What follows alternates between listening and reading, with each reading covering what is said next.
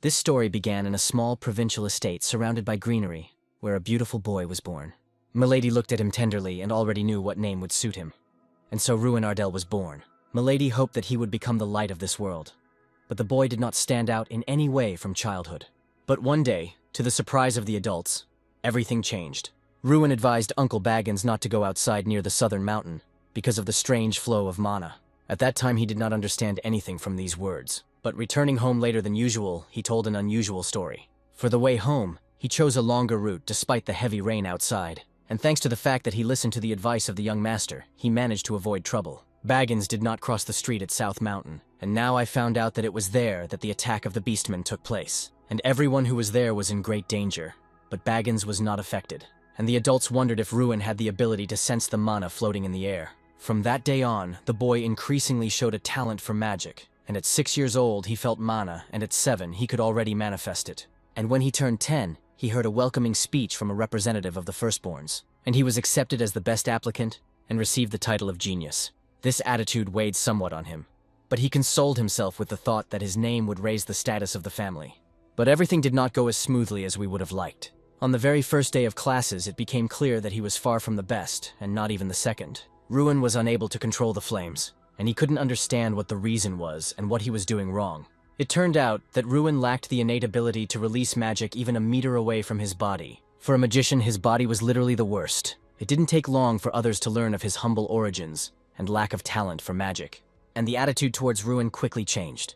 They began to belittle him. Some laughed at him and called him disabled, a person who is incapable of using magic, a defective person who is not even able to perform magic at the Magic Academy. Envious people took advantage of his status. For them, it was the highest pleasure they could ever get. Ruin already began to doubt whether he could become a magician at all. After all, he entered the academy with the best grades and was more promising than anyone else. He was more diligent than anyone else. But because of the curse, the genius became disabled in terms of magic. He was already beginning to think that this was where it all ended. But in the depths of despair, there is always room for a miracle. The status window was unlocked, and the player's artifact was activated, and feeling himself deep underwater, he became the embodiment of Drak, the destroyer of worlds. Ruin even thought that all this was happening in a dream. A few hours earlier, at the Ignite Academy training grounds, Professor of Combat Magic Heidel was fighting over the Fireball Ruin. All students should have been able to perform the fireball magic with flying colors, and for someone who was unable to use magic, this was an almost impossible task, and he did not give up, trying to do the exercise again and again. And one day he managed to create a ball of incredible size. Rejoicing in his victory, he decided to continue further, but his hands wouldn't obey him again. The professor ordered to release the ball quickly, but he didn't want to move away from the hand. And without performing ordinary magic, it was impossible to pass the final exams. Clenching his fists, he promised the professor to train more. Ruin stood and thought that he needed to load 10 balls into the target, but he could hardly cope with even one. His classmates laughed at him, asking how he could have done anything with such high scores. He understood that they were jealous, because the nobleman had higher points than they did. Only he knew that the curse had been eating him from the inside for 6 years. As I walked, I mentally patted myself on the shoulder, but wondered how much longer I could hold out. Then his classmates approached him and called him a moron. One advised them to pack their things, saying that if they were in his place, they would be ashamed to come. Another said with a smile that even the younger ones call him stupid. The poison flowed without stopping, and Ruin was already tense. One added that if you don't have the skills, at least be rich. But almost no one has heard of his family. The second stated that his father called Ruin's family arrogant idiots. The words cut to the quick, and Ruin flinched. The blow was powerful. The guy flew back like a sack of potatoes. Ruin stepped forward and demanded that he repeat what he had said about his father. He said that one must know one's limits, and who is he to judge his family? Another one immediately rushed to respond, but Ruin didn't wait. He struck with lightning speed. Another one had already risen, charging strong magic, which is generally prohibited in the academy. He attacked, shouting that Ruin was trash with a magic release disorder. Professor Heidel intervened and stopped them all. Everything suddenly went dark. A majestic silhouette appeared in front of Ruin, and notifications about the artifact flashed before his eyes. He opened his eyes and saw Helen. He tried to get up, but she told him to lie down. He said that he was just dizzy, but he could sit up. Lying there, he remembered the figure in the darkness, not understanding where it came from. Helen was glad that things weren't that bad, and he asked if he was okay. She replied that she needed to check more, but he looked too good to have been struck by lightning. She was surprised that there wasn't a scratch on him, but he was sweating. He looked at his hand and wondered why it was intact. The professor entered, and Helen left, telling him not to hide it if it got worse. Heidel asked how he felt. He looked gloomy and said that the incident had prompted a council meeting. A student who uses magic will be expelled, and that's not all. He added that the bullying of Ruin also had an effect, and Ruin, with a downcast face, admitted that he had also hit him. Heidel said that he would also be punished, a month of volunteer work. Smiling slightly, he said he wanted to ask something. He asked if he had an artifact, to which they both thought that then everything would be different. Ruin raised his head and asked where he got that from.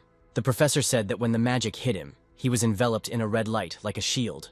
Ruin didn't understand anything, as if he was watching someone else's dream. He thought it was related to the figure from the dream.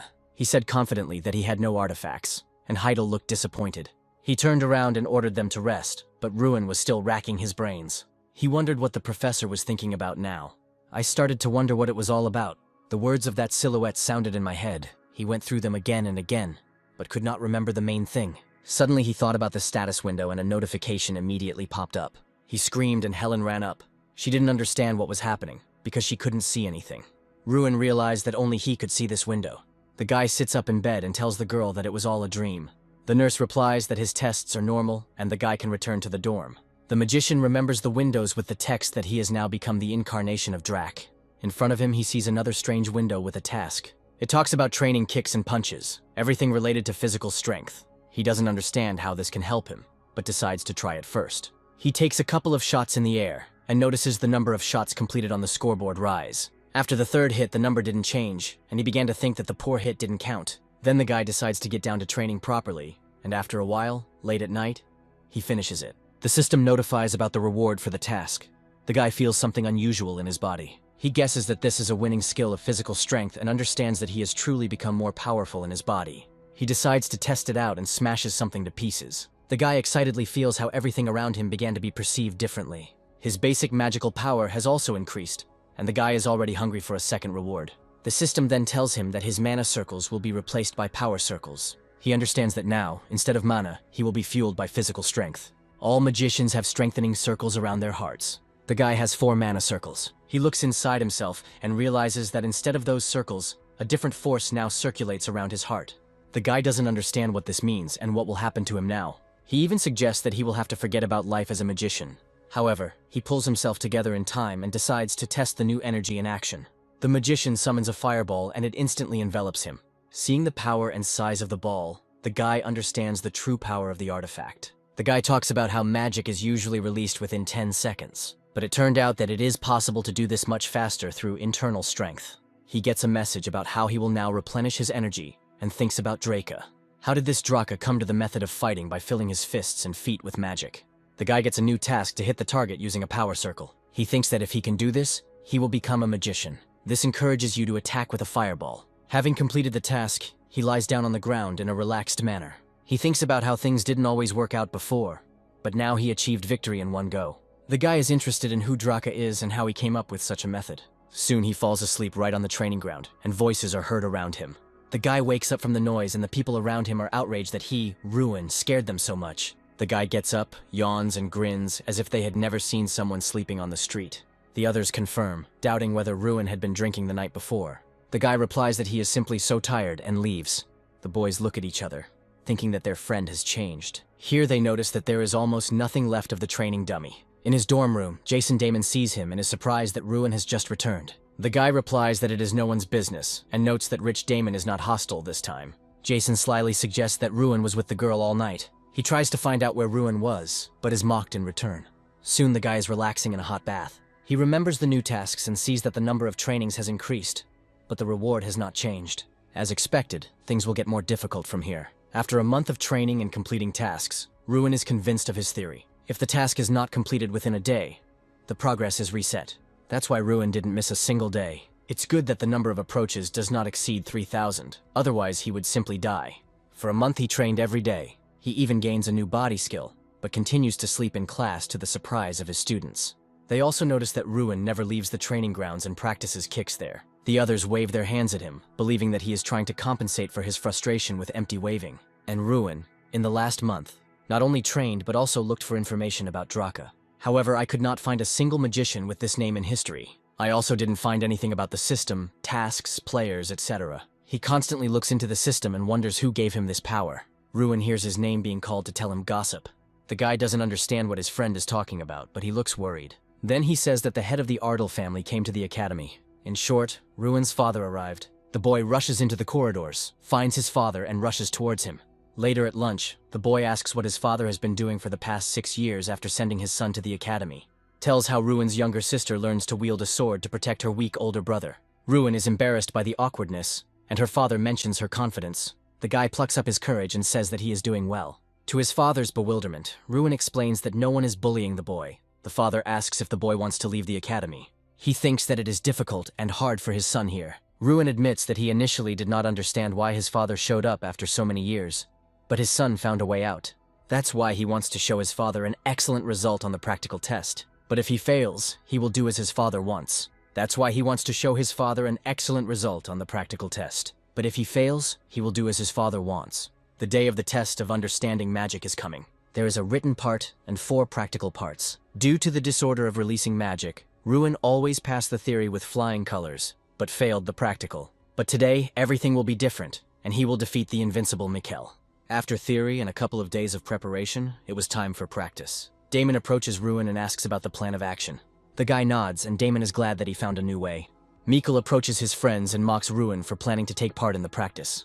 Ruin replies that everything is correct, to which he receives a chuckle. Mikkel wants to give advice to someone who has failed his internship 6 times.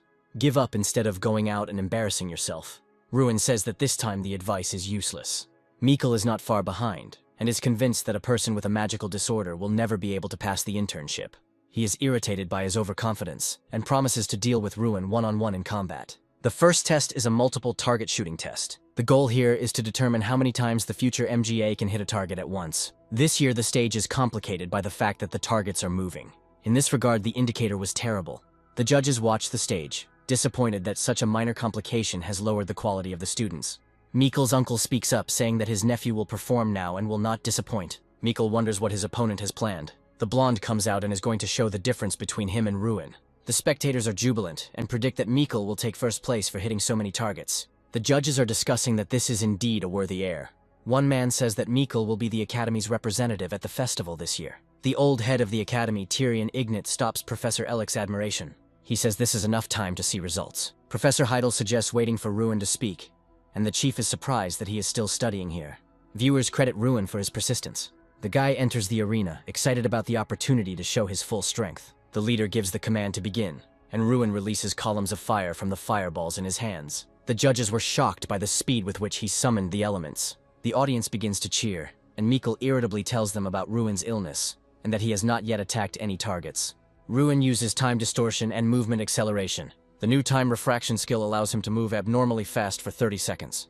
In other words, he's like a typhoon now. Both the judges and the audience are shocked and a little scared. The students excitedly discuss how the boy summoned magic into his hands and was able to destroy 27 targets. The head of the academy stands up and congratulates Ruin, praising him for his incredible performance. Afterwards, all the students join in, and Mikkel is furious and doesn't understand how he managed it. Ruin looks around at the people. There is a standing ovation that hasn't happened in 6 years. He realizes that he has always wanted to feel this approval and delight. Ellic nervously says that he has never seen such techniques and doubts that they are related to magic. The professor disagrees with him and says that the good thing about magic is its infinity. If everything goes as expected, then magic will turn into mathematics. Ellic wants to object about Ruin, but the leader believes that he saw a magical miracle in the student. He also sees that other professors do not support him. Ellic curses Ruin silently. At the dorm, Ruin is greeted joyfully by Damon, who says that the Archmage is in the building. Many students surround Ruin and ask him how he did that trick on the exam. Ruin is uncomfortable with being an outcast for so many years and shouts to Jason that he will go forward. The guy leaves and thinks that he liked being alone, and some people still find him a thorn in their side. Ruin enters his room and sees Mikkel there, who has unlawfully entered someone else's room. The blonde tries to warn and threaten his opponent, but Ruin reminds him of the bitterness of losing to someone he had been defeating for 6 years. Mikkel angrily raises his hand at Ruin, but he easily intercepts it. He wonders with fear where his opponent gets so much strength from. Ruin replies that they both need to graduate, so let him fight one-on-one later, as he promised, and not now. Mikkel shouts in rage that Ruin doesn't even dare dream of competing with him. Ryun asks to wait and then everyone will see everything. Before leaving, Mikkel demands that he not fail before the battle with him. The blonde walks down the corridor, angrily thinking that Ruin will fail much earlier, already today. However, he doubts whether this guy is a magician. The second stage of practice begins, and everyone sees a giant statue. This is the enchanted ogre Kingram, who became a training ogre for the magicians, and it was necessary to attack and get an excellent result. Ruin asks Damon if this means aiming his best spell at the ogre. He nods, but warns that the ogre judges harshly, and if he gives 20, then it's time to rejoice. The first student launches a lightning storm at Kingram. The statue thunders that the 1-point mage had better get lost. She was still making fun of him, and Ruin thought that the student had done well, but it turned out that everything was not easy. The first one is replaced by the second student. She sarcastically tells him to look at her and throws an ice ball at the giant. The ogre says thoughtfully that he will remember this impressive girl. When she asks if it's true, he mocks her again, saying that yes, he will remember such a hopeless magician. The girl cries over receiving 2 points for her best attack. Kingram sends out the low scorers one after another, including Jason. It's Mikkel's turn and he delivers his best attack. But here too, the ogre is disappointed and asks if he is his father's son. The blonde man shouts with hope that he is the proud third son, Mikkel Guerigil. But the ogre laughs, remembering that his father was a coward who begged for more points. He adds that his son has even less talent and gives him 27 points. The blonde guy yells at him that he's talking nonsense. The presenter demands that the blonde calm down and challenges Ruin to take the exam. The guy is nervous in front of the giant, but decides to give it a try. He politely greets the ogre and introduces himself. The statue is surprised that it sees him for the first time. The ogre orders to begin. The audience is shocked to see Ruin using 4th-class magic. The statue watches the guy's unusual stance with interest. Ruin flies into the air, attacking, and the audience can't believe that he was able to transfer magic from his hand to his leg. The rest whisper that this is not even the 4th but the 5th grade. They start to talk about Ruin's level, and he thinks that his spell should have worked. But Kingram's reaction is unclear. The statue is clearly confused about what happened and who is in front of him. Ruin repeats his name sheepishly, but the statue calls him Draka. Kingram thunders that he was waiting for him, considering him to be Drak. Ruin wonders if Kingram has some information about Draka. The guy asks if the ogre knows Drak, and he replies that he does. Then Ruin asks to tell more about him. Ogre becomes interested in the fact that he met the incarnation of Drak right here, at the academy. The ogre asks the guy to repeat his name, and he again introduces himself as Ruin Ardell. The statue rumbles that it will remember him. The host sheepishly asks what Ardell's score is, but the statue replies that he will tell him in private. She adds that the magic of Ruin cannot be estimated. The presenter tries to remind the man that the statue must evaluate all the students, but the giant shuts the man up. He shouts that he has been evaluating mediocrity for many years, and no one dares to remind him of the rules. However, in order to get them to leave him alone, he decides to give an assessment. To Ruin's shock, he offers him a choice of 0 or 100 points. Of course, the guy chooses 100 and everyone starts discussing it heatedly. Ruin is back in the spotlight. Professor Heidel appears, having heard rumors of the first case of 100 points, and he wants to reward Ruin. He hands the student a scroll. Ruin reads and asks with confusion what kind of artifact room this is. Heidel beckons him to show her. They descend into a dungeon that many did not know about, and entry to which was always prohibited. Ruin wonders why he was brought here then. They approach the entrance to the artifact room. The professor says that he can't go any further. Ruin must go on alone, and Heidel promises to wait outside. Unaware, Ruin goes inside to see his reward. He goes into some kind of storage room with glass display cases. There are a lot of legendary items here, most likely from the warehouse of Archmage Freud Ignite. Suddenly a voice booms from behind, making Ruin look lost. Kingram appears in front of him, hinting that the guy does not realize his worth. With all this, it turns out that the ogre is no longer a stone statue, but alive. Kingram reveals that this is the only place where he can be in his true form. Ruin asks what they meant when they spoke of his value. Kingram responds that Ruin does not understand his own value, despite using the same artifact as the player. Ruin is shocked that Kingram knows about the player. When asked where Ruin got the artifact from, he replies that he himself asks himself this question, and asks who Draka is.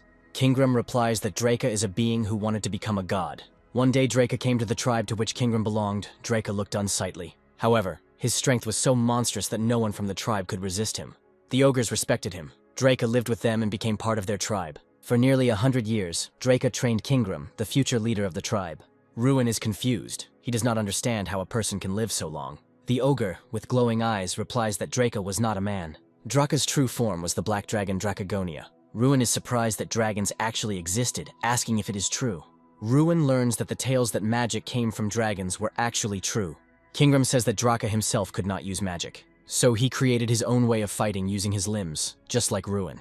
Ruin realizes that Draka was probably treated the same way as he was. Kingram says that the ability that Draka created was demonstrated to him by Ruin. With the help of this magic, Draka became the most powerful being in the world. However, this power was not enough for him. Ruin learns that Draka destroyed the entire world because of his power. Ruin gets an achievement for learning Draka's story and for befriending the ogre. He gets another achievement that allows him to borrow the power of an ogre. Suddenly, he finds a ball of power embodiment in his hand. The ogre says that the ball is a reward for completing the task. Ruin lets the ogre look at the orb, to which Kingram says that the orb is called Stran. Kingram says that the ball is not actually an object, but an embodiment. This orb, according to the ogre, was the property of Draka, but now it must be sealed. He is the embodiment of power, and although he is called a spirit, he is distinguished from other spirits by his bad character. Ruin asks if an incarnation will be born from this stone. The ogre confirms his words and says that the spirit will soon awaken. The ball breaks and a small bear appears from it. The creature is unhappy with Ruin calling it a bear and recovers after waking up. The spirit rubs his eyes and mumbles resentfully that he is not a bear. In response to Ruin's surprise that the bear can talk, the bear begins to scold him and ask him not to call him that. Ruin still doesn't understand how the bear can talk to him. The spirit continues to claim that he is not a bear, and Ruin asks who he is. The being replies that it is an embodiment, not bound to form.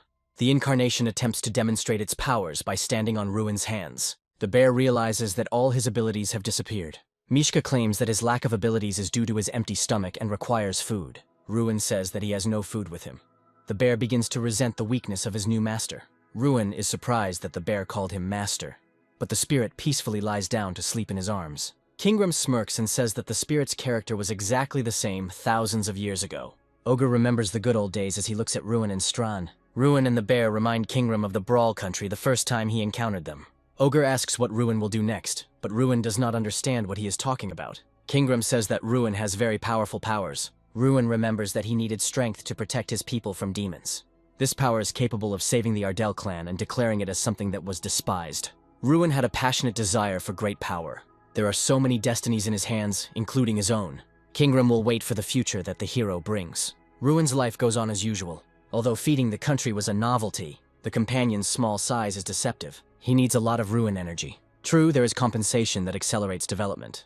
The bonus will increase with each level. The hero has just begun to improve, but already feels progress. He wants to develop even more intensively. Strana has a secret to quickly gain strength. Ruin is ready to extract this knowledge. The harder the path, the more seasoned the fighter. Also, don't forget about weapons and equipment. Suddenly, the bear cub interrupts his speech. It turns out that Ruin has not yet reached the required level. Now the guy is really at the beginning of his journey. He placed emphasis on physical training. The third stage has arrived, the real fight. Mages must be as precise as snipers. Otherwise, they will get into trouble with their own people. Jason's overconfidence led to failure. Each student was matched with monsters based on their abilities. The intrigue lies in who will be nominated today. The ground shakes beneath their feet, terrifying the students. What came out to them was not a monster, but a real pile of muscles. This is an orc, the embodiment of cruelty. Students panic, the test could be deadly. Professor Heidel remains cool. The orc is ready to kill everyone. Only a clear mind and skillful magic will help students. However, the monster doesn't care about any conventions. Even Heidel did not expect such a turn of events. A deathly terror gripped Mikkel's body. Another moment, and the death of the ward would have been inevitable. Mikkel hasn't yet fully grasped what real combat is. Another failure for Garrick. Is the head of the academy satisfied with how the exam is being conducted? The manager gets a clear hint that it's Ruin's turn soon. The student received a perfect score from Kingram. The hero clearly stands out from the rest. However, the academy has no other monsters. Professor Ellick is ready to use his influence. The knights delivered not only the orcs, but also one ogre. Threat to Ruin's health and life, that's what Ellick wants. For him, the young man is an upstart, nothing more. Ruin didn't expect to catch. Heidel decided to warn him. Since he is stronger, the opponent must be correspondingly stronger. The hero grasped the professor's message on the fly. Ruin was taken aback, because the enemy would not be an orc, but an ogre. The comrade only became more excited by this news. The giant is ready to sweep away everything and everyone in his path. The blonde is not yet experienced. He doesn't realize that this is not an orc. The mentor carried out the order to bring the monster. Although ogres resemble orcs, the former are much more powerful. The knight still doesn't believe what's happening. The man is well aware of the mortal risk of the test. He decides to go into a fight that could be his last. The knight met the gaze of the experimental student. He is perplexed as to how a young man could be put against an ogre. The elder does not believe in the boy at all, preparing to defend him. He calls out to Ruin not to go forward. It is not the fighter's plan to put the student forward. The guy insists on his position. His magic is very different from the usual. The man is concerned about protecting the life of his ward. Ruin understands the complexity of the situation, but the young man knows nothing of fear. The professor is next to the group. He demands that they get ready. With a snap of his fingers, the test begins. The knight was taken aback at first, and then tried to call out to the hero. He sees in front of him the back of a madman rushing forward. Ruin used fireball magic in close combat. Everyone was shocked that a ranged fighter had gone into hand-to-hand combat. Ruin survived, which greatly surprised the knight. The fighter should have been warned about the bold plan. If the elders had known about the hero's intentions, they simply would not have let him go forward.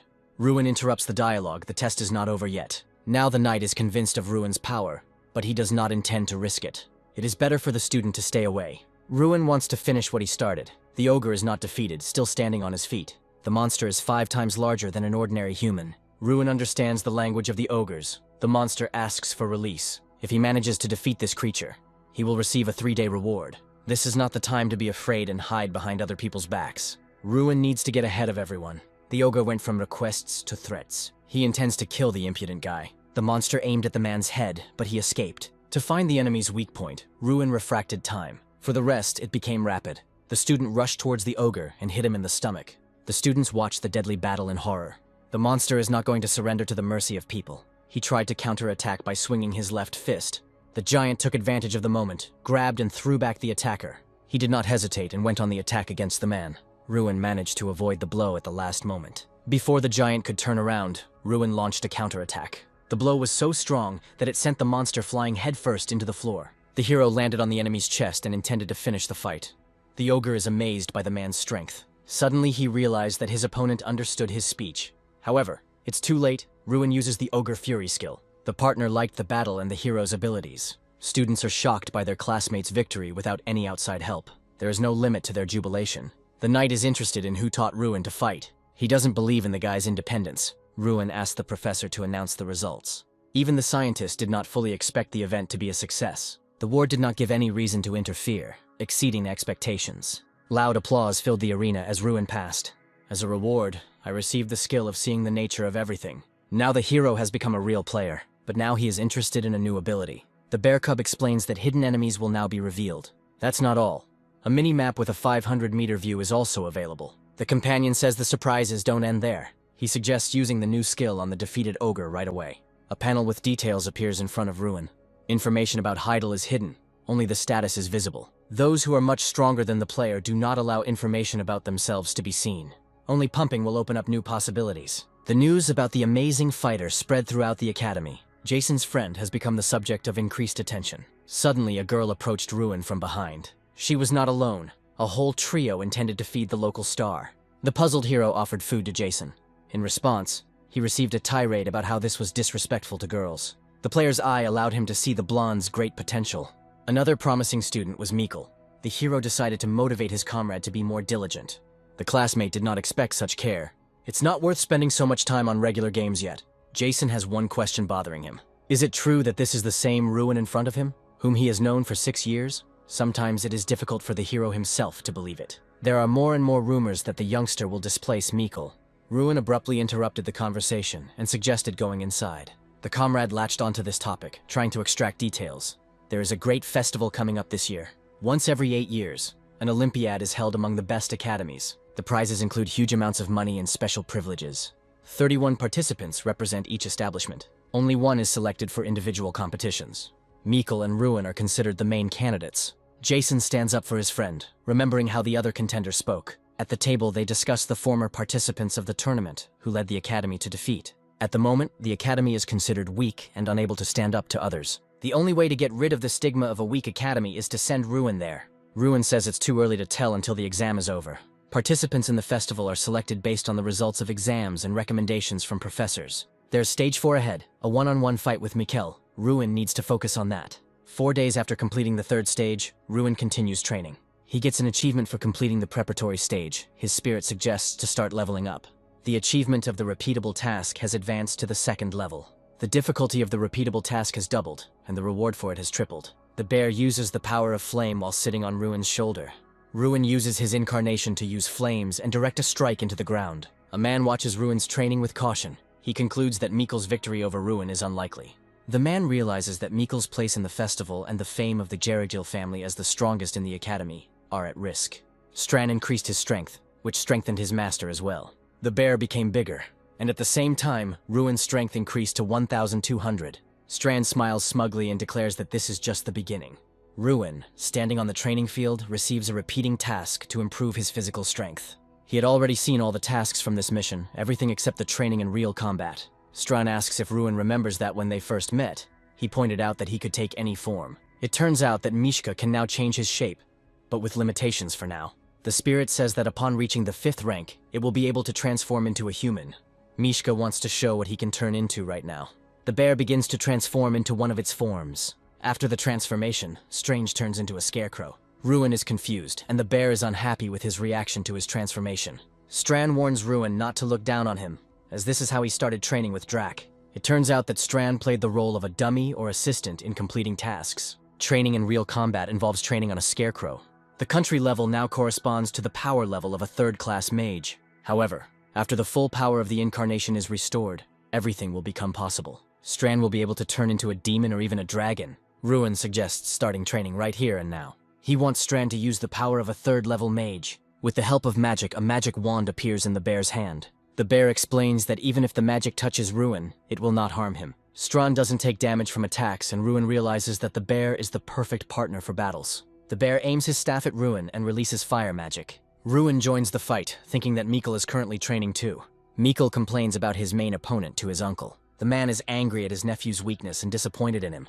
Mikkel blames his uncle for Ruin getting high marks on the exam. Mikkel believes that his uncle is to blame for Ryun getting the best result on the exam because he fought against the ogre. If the family finds out that Ruin got high marks on the exam thanks to Mikkel's uncle, everyone will be very disappointed. The man is furious that his nephew decided to blackmail him. Mikkel suggests to his uncle that they join forces and try to fix the situation. The man interrupts his nephew, saying that he has an idea on how to prevent Ruin from getting to the festival. The man hands Mikkel a small bottle, and Mikkel looks in amazement at the flower inside. The Flower of Awakening turns out to be a rare medicinal plant, on the basis of which elixirs are created. The solution will speed up the invocation of spells, but will not allow you to distinguish between your own and others. If you exaggerate, the player will simply stop seeing. Is it really worth resorting to using such an elixir? The man insists on this. However, Heidel knows the fighter's capabilities very well. It turns out that in front of him is the one who tests players for drugs. Another potion should hide the fact that the flower was taken. The Garachil family is willing to do anything to remain among the elite. Mikkel is worried. He's afraid of being expelled from the family. The final day of one-on-one fighting has arrived. The stands are filled with people, all eager to see a spectacular battle. For the final battle has come, Ruin against Mikkel. The hero waited until the final stage of the exam. The companion warns that the opponent knows about Ruin's fighting style. His specialty, close combat, will allow him to quickly deal with his opponent. However, to do this, you need to be able to get closer. Since the fight imitates a real one, various objects were placed in the arena. Ruin noticed that Mikkel was different from his usual self. If the opponent was previously impudent, now he does not show the same. The hero uses the player's eye to check on Garachil. He saw a special, still-hidden state of the Berserker. The guy had never encountered such a message before. Although he was not a detective, he immediately suspected Professor Ellick. In combat, magic based on the 4 elements is allowed. Black magic is prohibited and the effectiveness of spells in the arena is reduced. When the referee asked if there were any questions, Ruin raised his hand. He is interested in what consequences there might be from taking potions. Punishment may also include expulsion from the academy. The referee sent the fighters to their positions. The player's eye ability is only available to Ruin, and there is no evidence. The young man intends to bring Garachil to justice. Mikkel immediately rushed upwards at the start of the fight. Ruin's legs were entwined with green stems. The audience gasped as the boy quickly freed himself from his bonds. Arena only affects mana, and hero power is not affected. Garachil is furious and has no choice but to do anything. The acceleration allowed to avoid the fire breath. But the attack is too powerful, you need cover. The potion reduces the summoning time and increases mana collection. The enemy is beside himself. He is not going to play hide and seek. The guy was finally convinced of the use of the drug. He is sure that this is the awakening herb, the flaming flower. All signs point to this remedy. All that remains is to confirm the reduction in pain threshold. Ruin decided to reveal Mikkel's trump card. He directly told Garachil about the flaming flower. However, it doesn't matter. The potion won't help the opponent. The hero used time refraction before striking back. Mikkel is desperate. The competitor has become too fast. A huge wall of ice appeared in front of him. The examiners are surprised by Ruin's speed. The fight is not over. Now it's Mikkel's turn. The guy responds to the fire lizard with an earthquake. Fire proved powerless against earth magic. The students were amazed. Before Garachil had time to understand what had happened, the hero was already standing in front of him. Confident of his victory, Ruin prepared to perform the final flick. A click, and a huge impulse was released from the fingers. Mikkel had completely lost himself.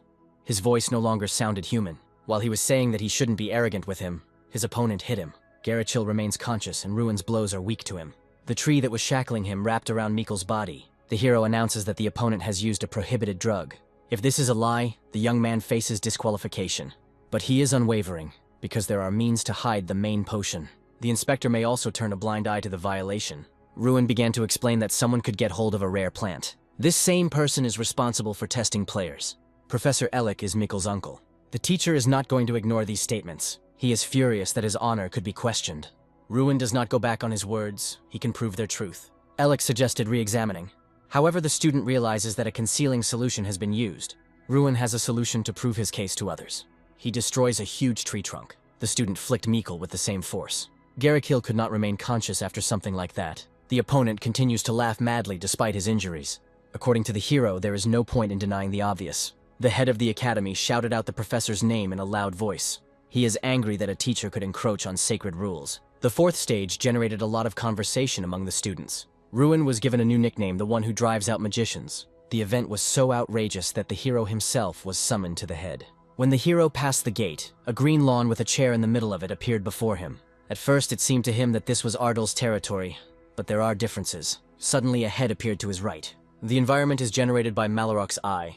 This name belonged to the leader of the demons who attacked Frelia. The eye shows what a person strongly desires. Ruin dreams of Ardal's rise to prominence and becoming the best mage. The old man sees something of his own. For him, the ideal is a world where students behave like students. The head understands that such order is difficult to achieve. Ruin came out, and the students were already waiting for him, celebrating his victory. The hero became the first among the academy's graduates. The chief invited the guy to his place again. The elder has a question. Ruin agreed to answer. How was the ward able to recognize the use of the flaming flower? Characteristic symptoms helped to establish the nature of the potion. The leader felt that Ruin fully understood what was happening to Mikkel. The hero fainted, concealing the true nature of his knowledge. Garachil was so injured that he could remain conscious. The chief is pleased with the young man's insight and endurance. The manager feels sorry about what happened, so he will take care of the guy. That's not all. The old man has something in mind. The offer to participate in the great festival stunned Ruin. The dream comes true, to be a representative of the academy.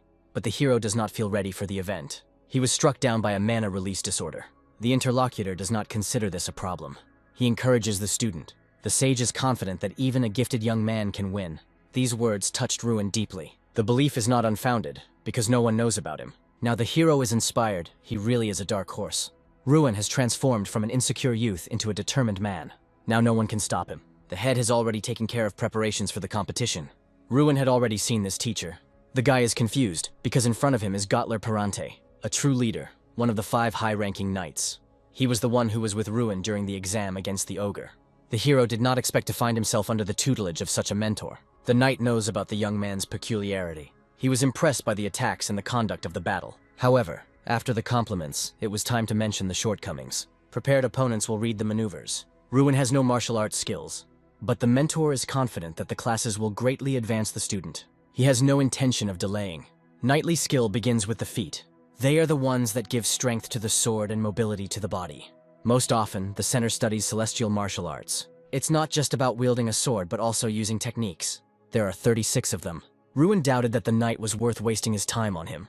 However, efforts do not always imply direct benefits. The need to raise a successor comes with time. Education can be considered an investment in the future. The conversation dispelled all the hero's doubts. Gotler is still young and feels awkward about being addressed formally. Ruin is really talented. He broke the ogre's jaw. The knight sees great potential in him. 3 weeks were not in vain. The student managed to quickly master the celestial art.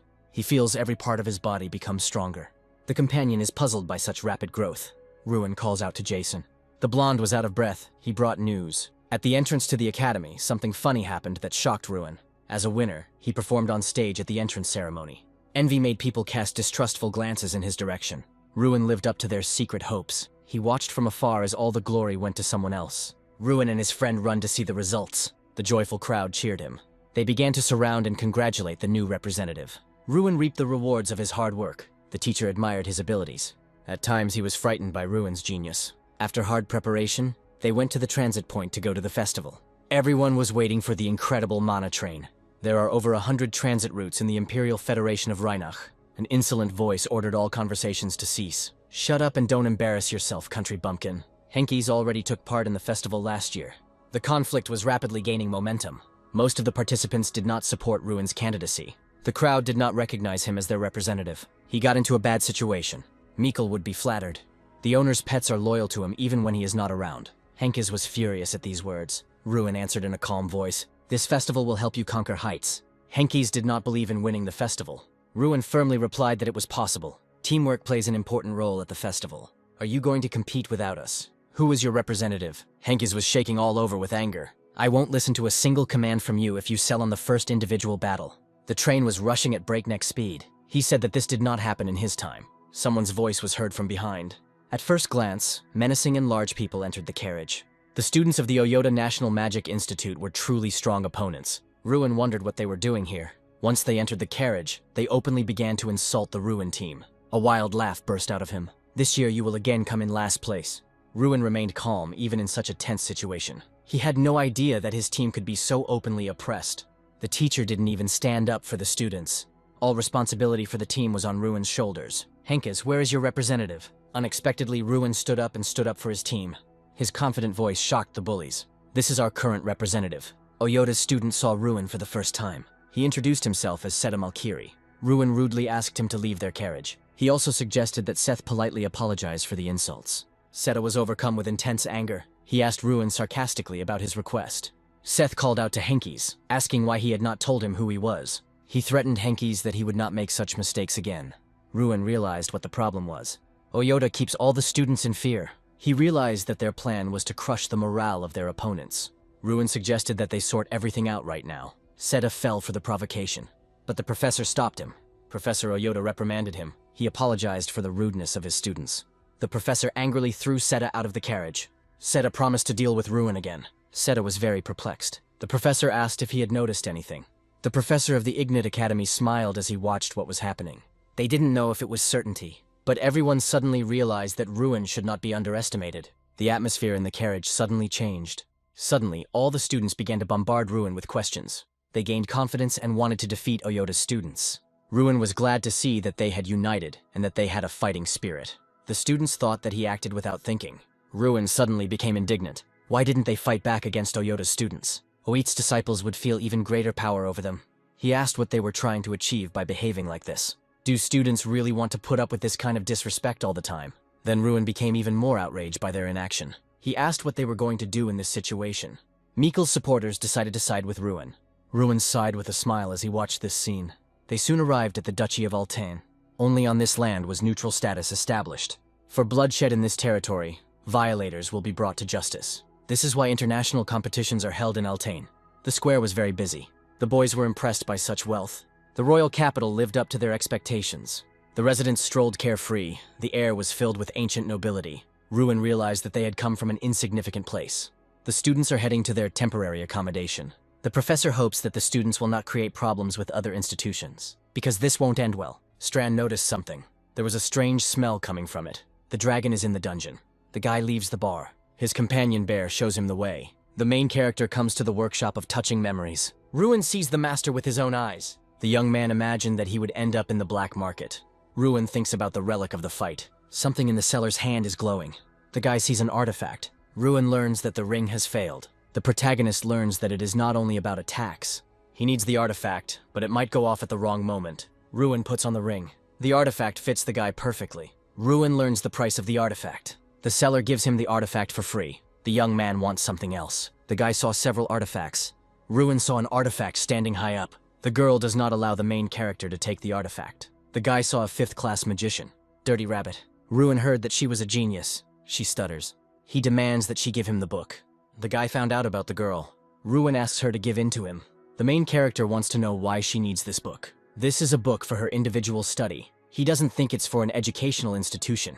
Ruin gives her the book. He wants to buy something. They ask him questions about Irene Prius. The boy with yellow hair wants to touch her hand at least once. Ruin tells them that he sat next to her and how pathetic they are. They were surprised that he was sitting next to her. The protagonist says that she loses to Doom Prime, and his friends think that this is nonsense. He says this is not some kind of nonsense, and he is also the owner of a shining sword. Now Ruin understood why Irene needed that book. He thinks that the magic sword does not give a significant increase in magic. They talk about a magical sword in the domain of Doom Prime. The guy with yellow hair talks about his artifacts and skills. Ruin didn't think such people even existed. Irene Prius has mastered 5th grade magic at age 16, and she loses to Doom. He wonders if he will defeat them. Nobody considers him a threat. He is more than worthy of being a candidate for victory. They are told that the first team must assemble outside. They are going to the great festival. The opposing team is surprised that their opponent will be the weakest team. They stand there with a grin on their faces, thinking that they are in for an easy fight. Ruin looks at his opponents while his team members stand still with fear on their faces. He notices the anxiety of his comrades. The enemy team taunts the Ruin team. The taunts continue as Ruin stands with his back to them. Ruin, with a smile on his face, decides to take advantage of the opportunity. Ruin, full of determination, stood in a proud pose. Ruin, with a satisfied smile, begins a conversation with his opponents, while they stand with disgusted faces. Ruin introduces himself by shouting his name. The opposing team member looks at him with a raised eyebrow. Ruin, with a confident face, asks not to call them the Academy anymore. He says he's tired of being in last place. Team Ruin was already standing more confidently in front of the irritated enemy. The enemy shouts indignantly at Ruin. The shouting stopped, but the enemy representative was skeptical of Ruin's words. Ruin looks at his irritated opponent without fear. The enemy discusses Ruin. They are surprised by the changes in Ruin's results. The representative thoughtfully asked his comrade again. He remembers an old conversation about the Ruin. He exhaled calmly, reminding himself who his opponent was. Then he stood up, stretching his arms. With a wicked grin on his face, he said that he would teach the lesson in the traditional way. Team Ruin discusses the competition at the table. The golem chases people while they throw themselves at it. Ruin is surprised by his comrade's question. He calmly encourages his comrades. Ruin calls on them to act together. The faces of the comrades look rather uncertain. Ruin explains what the first and second groups are doing. Ruin explained what the third and fourth groups should do. The comrades doubt Ruin's plan and fear their enemy. Ruin seriously asked his comrades what they thought about his words that he said yesterday. Ruin puts the papers on the table with a slap. He tries to encourage them, but not everyone is completely convinced yet. He succeeds at it, and his comrades trust him. Ruin is pleased with the result and watches with a smile on his face as his comrades fill with fighting spirit. Ruin divides people into groups, and almost everyone has a confident smile on their face. Everyone stands and listens to Ruin. Ruin looks at his comrades with a player's eye. The team has smiles on their faces, but some are still worried. The team members began to look more confident. Ruin stands with a calm look, satisfied with the result. The team members are talking happily. A beaten crew member came in and everyone became worried. Covered in bruises, he barely managed to utter the name Ruin. Ruin immediately rushed to him, asking about what had happened. Ruin listened to him with growing anger. Ruin suddenly enters the room where the enemy team was sitting. They sat in the room, thinking that they would go unpunished. He confidently challenged Seth Malkiri for a few words. He looked at him as if he wanted to tear him apart right there. With one movement of his hand, he found himself on the floor. His blows were useless. Ruin dodged them with ease. "It will be bad if you don't leave us alone," Ruin said. Lying on the floor, he groaned in pain. "Do you want to make a bet?" Ruin asked. No one in the dormitory could believe what had happened. It was better than any motivation. It was necessary to get to the stadium. The festival was a place where legends were forged. By occupying good places, they wrote their name into the history of the continent. Ruin was determined to win. The opening ceremony was completed. Rage filled him. His attention was focused on another participant. That man was Doom Prime. He was the strongest at this festival. He watched him carefully. They could meet in competitions if they win. That same Irene Prius walked past him. "You created a real mess yesterday," the girl said. He was slightly shocked by what was happening. Many already knew about Ruin's visit. "I just wanted to chat with them," Ruin said. She advised him not to stand out from the crowd. She was taken aback by this bold voice. After saying goodbye, he ran to his team. At that moment, the first competitors were announced. The team was charged with success. They walked into the arena with confident steps. There was confusion in the stands. This has never happened before. Doom watched what was happening carefully. There is a lot of talk about another failure cheerfully in the air. She couldn't believe her eyes. The Ignite Academy golem has lost one of its arms. Standing in the stands, Ruin supported his team with all his might. Seta was filled with rage. They healed the enemy golem, preventing it from weakening. She was impressed with the result. Everyone did their job perfectly. The strategy that Ignite Academy was following made her think. He easily found a book for her. There was an atmosphere of cohesion in their team. Why hadn't she seen him before? It was the decisive throw. A powerful explosion destroyed the golem. Cold sweat broke out on his face. People are rejoicing, some are hugging, some are clapping their hands. Everyone is celebrating the victory. The first competition of the Grand Festival, the Mana Grenade throwing, was supposed to end with the Oyota Institute winning. However, the team that everyone expected to fail post-Academy celebrates victory. People are discussing the recent victory of the Academy team. The second competition is about to begin. The first match of the second round will be between Ruin Ardell and Ignite Academy representative Seth Malkiri. Strand, sitting on his master's shoulder, prepares him for battle. Ruin reports that the Academy is ranked 20th out of 32 possible educational institutions, After the last victory, people are showing interest in the academy again, but this is not enough to remove the label of a failing school. Ruin is tense and focused, talking about a perfect victory. In his opinion, if he achieves a perfect victory against the Oyota Institute, others will start to look at them differently. Strawn accepts the mage's idea, and Ruin states that they must now show themselves to the Mage King.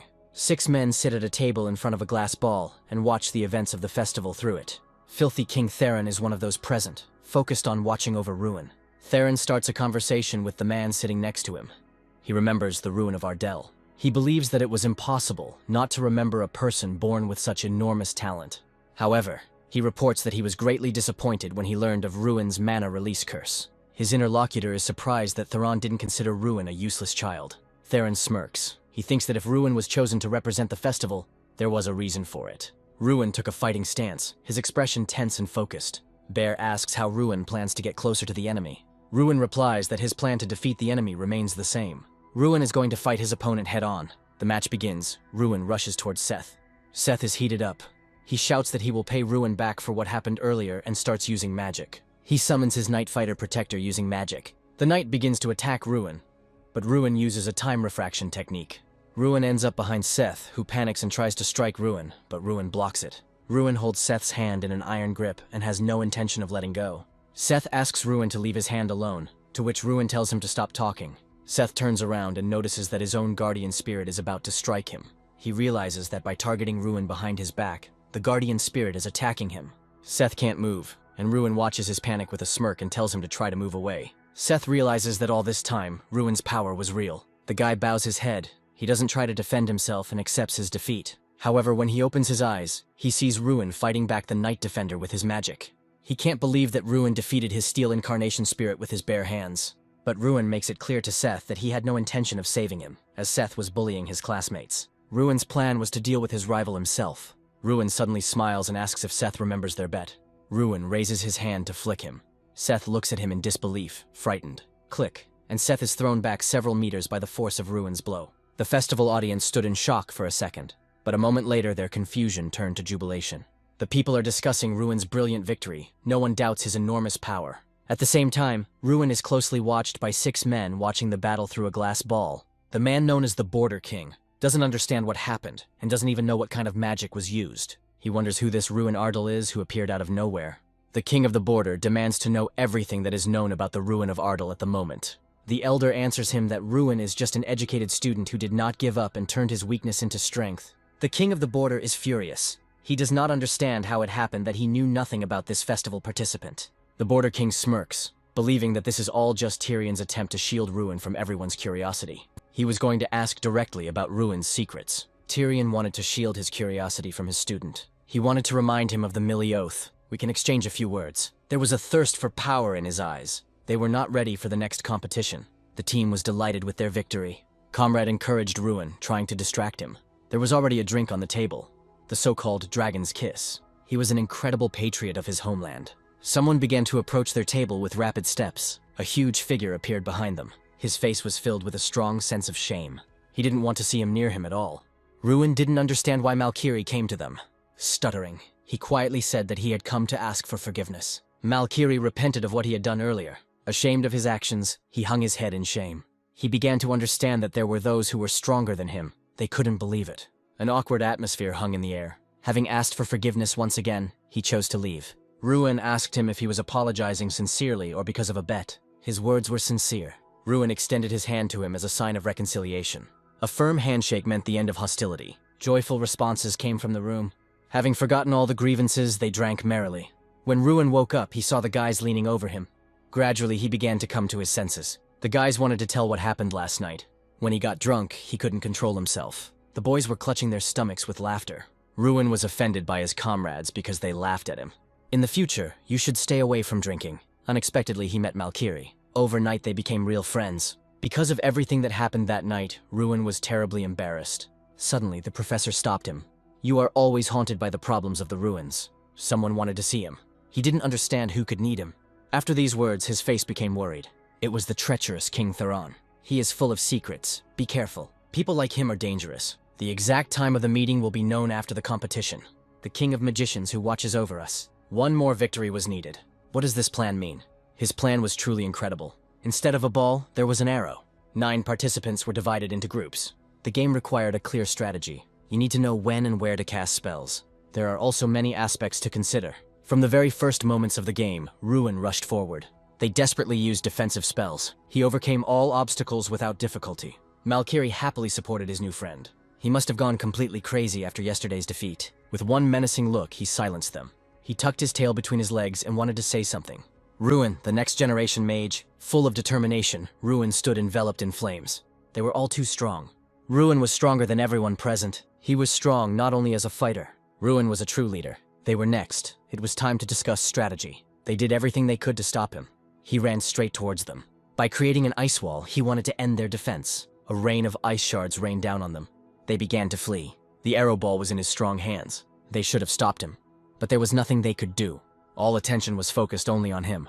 Taking advantage of the moment, they boldly scored an arrow-shaped ball into the enemy goal. The entire enemy line immediately collapsed. They admitted their defeat. They won a stunning victory. The team was delighted with another victory. The opposing team lost heart. At this rate, they could become the winners of the festival. The professor entered the room. The meeting time was set. The head of the academy met him at the entrance. Together with the leader, Ruin entered the room. The king sat in front of them. They were struck by his mana. Ruin knew who he was dealing with. He stood on the border between demigod and man. Having started the meal, Theron began a conversation.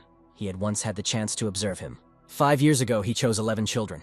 Ruin was among the candidates at the time. From empty chatter, they got down to business. He wanted to know what was happening to him all this time. Ruin thought about the answer. He wants to know that he was not mistaken about it. Ruin could only say one thing. It's all about effort, Ruin said. This is why the head of the academy liked him. Recently, Ruin has been studying the art of the body. Theron couldn't believe it. He thought it was all about the secret artifact. The chief was forced to interrupt him. There were still many competitions ahead. Let's see if your efforts help. Watch, Ruin said mockingly. After these words, he stood up. He wanted to know how much he differs from others. Theron was stunned by such a bold answer. You thought I would swallow him alive. The next day, they chatted pleasantly over a cup of tea. Were you able to satisfy him, the head asked? Ruin's answer was unsatisfactory to Theron. After yesterday's dinner, he called Ruin an impudent scoundrel. He was not afraid of him at all. An interesting young man, Theron said. He wanted those he raised to be at least a little interesting. The crowd chanted the name of the competitor entering the arena. What senseless support, he thought. This news shocked him. He could not answer that someone besides him was in the tower. Rage filled him. He televised some of the matches he participated in. He didn't see him as a rival. Filled with anger, he walked sullenly down the corridor. Out of anger, he hit the wall and stopped. He had one goal: to remove Ruin from his path. What were you talking about with the dirty king? Doom shouted angrily. He had been waiting for Ruin all this time. The conflict was gaining momentum. Ruin answered him calmly.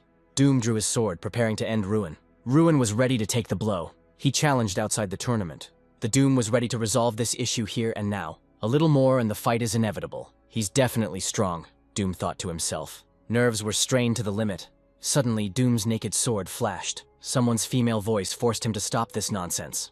A female figure appeared. It was Irene Prius. All 3 of them were here for a reason. Irene's appearance calmed them down. Doom turned around and chose to leave. Doom's behavior was very strange for Ruin. This situation was an exception to the rule. Theron had a strong effect on him. A conversation started between them. Her look confused him. Did you really want to fight him? She asked. Doom didn't want to fight seriously either, Ruin said. There was a cheerful atmosphere, despite the fact that a fight could have started here a couple of minutes ago. Ruin was completely lost in his thoughts. He was confident in his abilities. What she heard made the girl feel at ease. Someone's quick footsteps could be heard in the corridor. Doom kept his eyes on him. Tired and exhausted, he lay on the table. Now Ruin was encouraging his comrades. These successes are simply a miracle for us. In any case, we are no longer at the bottom of the list, Ruin said. Who wants a coconut vanilla drink? Asked the man entering. They cheerfully discussed the upcoming competition while drinking drinks. He had to stay on top at all costs. These were the strongest participants in the competition. It was with them that Ruin had to fight. It was a so-called man-made island. Everything could change very quickly. Get ready, Ruin asked again, puzzled. Other participants formed alliances. It was an effective tactic. He couldn't move alone. Ruin wondered who he should form an alliance with.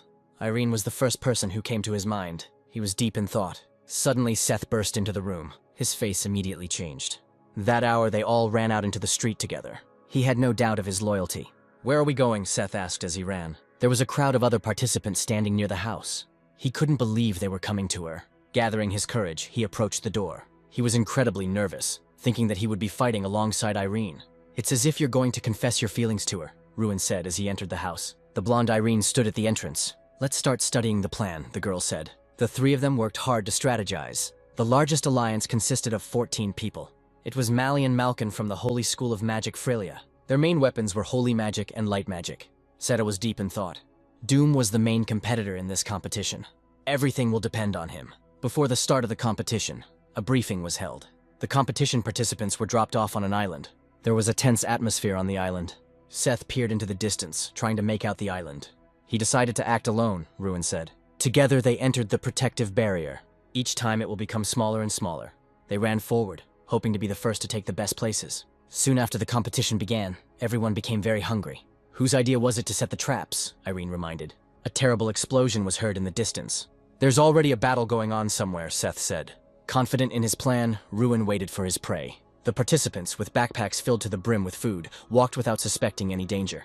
Many are tired of even bare feet on their backs. A strong blow hit one of them. He put all his strength into his punch.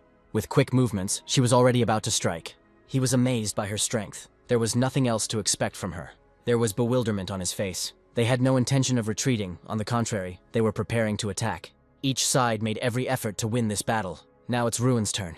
Jumping from the tree, he was about to enter the battle. "How dare you!" blurted out one of the representatives. There was horror on their faces from what they saw. In panic, they fled. They used different methods of defense. Having created a fireball, he was about to throw it at the remaining survivors. Dodge came from the crowd. Seth, standing to the side, rejoiced joyfully. Ruin was going to finish them off. "Now it's 3 against 4, said the winner of the battle. Having intimidated the remaining ones with their warlike appearance, the trio secured their victory. The backpacks contained a lot of supplies that could be useful. A bright flash from the explosion illuminated everything around. "This is Doom Prime," Irene stated. Seth got goosebumps. Ruin knew that Doom was a strong opponent. Having found shelter, they settled in it. "The smell could give us away," Ruin said. "Everything is going as he predicted." "They went where you said," Irene stated. He knew where Doom Prime would go. Irene didn't agree with Doom going against the largest team. "How can he win on his own?" Irene asked. There was confusion on her face. Doom Prime received points for each player eliminated. He thought the same way he would have done in Duma's place. Of course, he wanted to attract the attention of the Dirty King. Ruin seemed too suspicious to her. It was getting dark, so it was decided to set up a watch. "Ruin, wake up. We have guests," Irene said quietly. "Just one?" Ruin asked. At this time, Seth was fast asleep on the bed. A silhouette of a man flashed across the street. Ruin prepared to meet the uninvited guest. As soon as he entered the house, he was immediately grabbed by the collar. "You!" Seth blurted out nervously. The prisoner squinted terribly from the light. It turned out to be a representative of the Column Academy, Callus. Seth checked to see if he was being followed. When asked where your team is, the prisoner said, "Doom Prime." Suddenly, Doom Prime attacked them. A group of 6 people moved confidently into the depths of the island. Suddenly, Doom attacks them. He was only able to eliminate one. The rest went on the defensive. They fought bravely, but were attacked from behind by other participants. 2 tired fighters walked slowly through the forest. Suddenly, Doom appeared in front of them. He used good tactics, the captive said. Ruin pondered his enemy's strategy. He wanted to join their alliance. Irene and Seth considered his proposal. "How did you manage to escape?" Ruin asked. "Doom Prime leaves no chance for survival."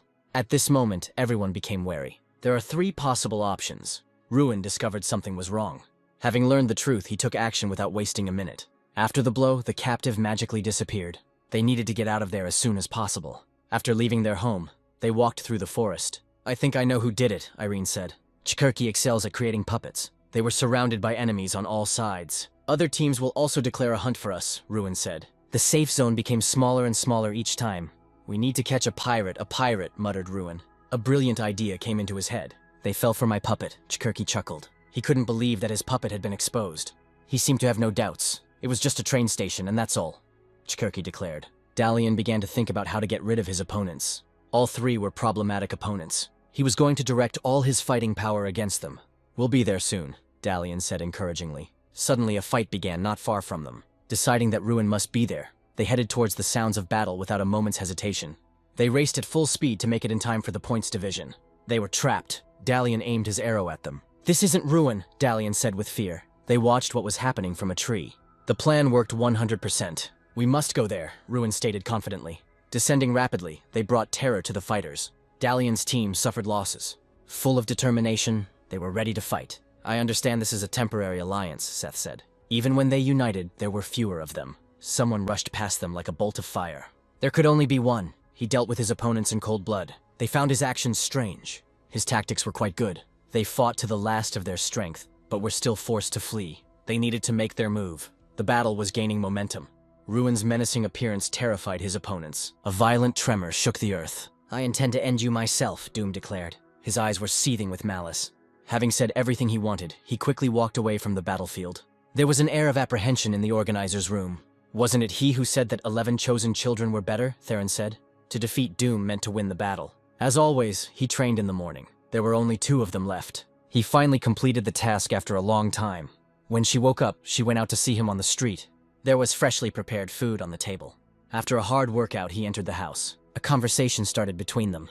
These words excited him a little. Sitting at the table, they drank delicious tea.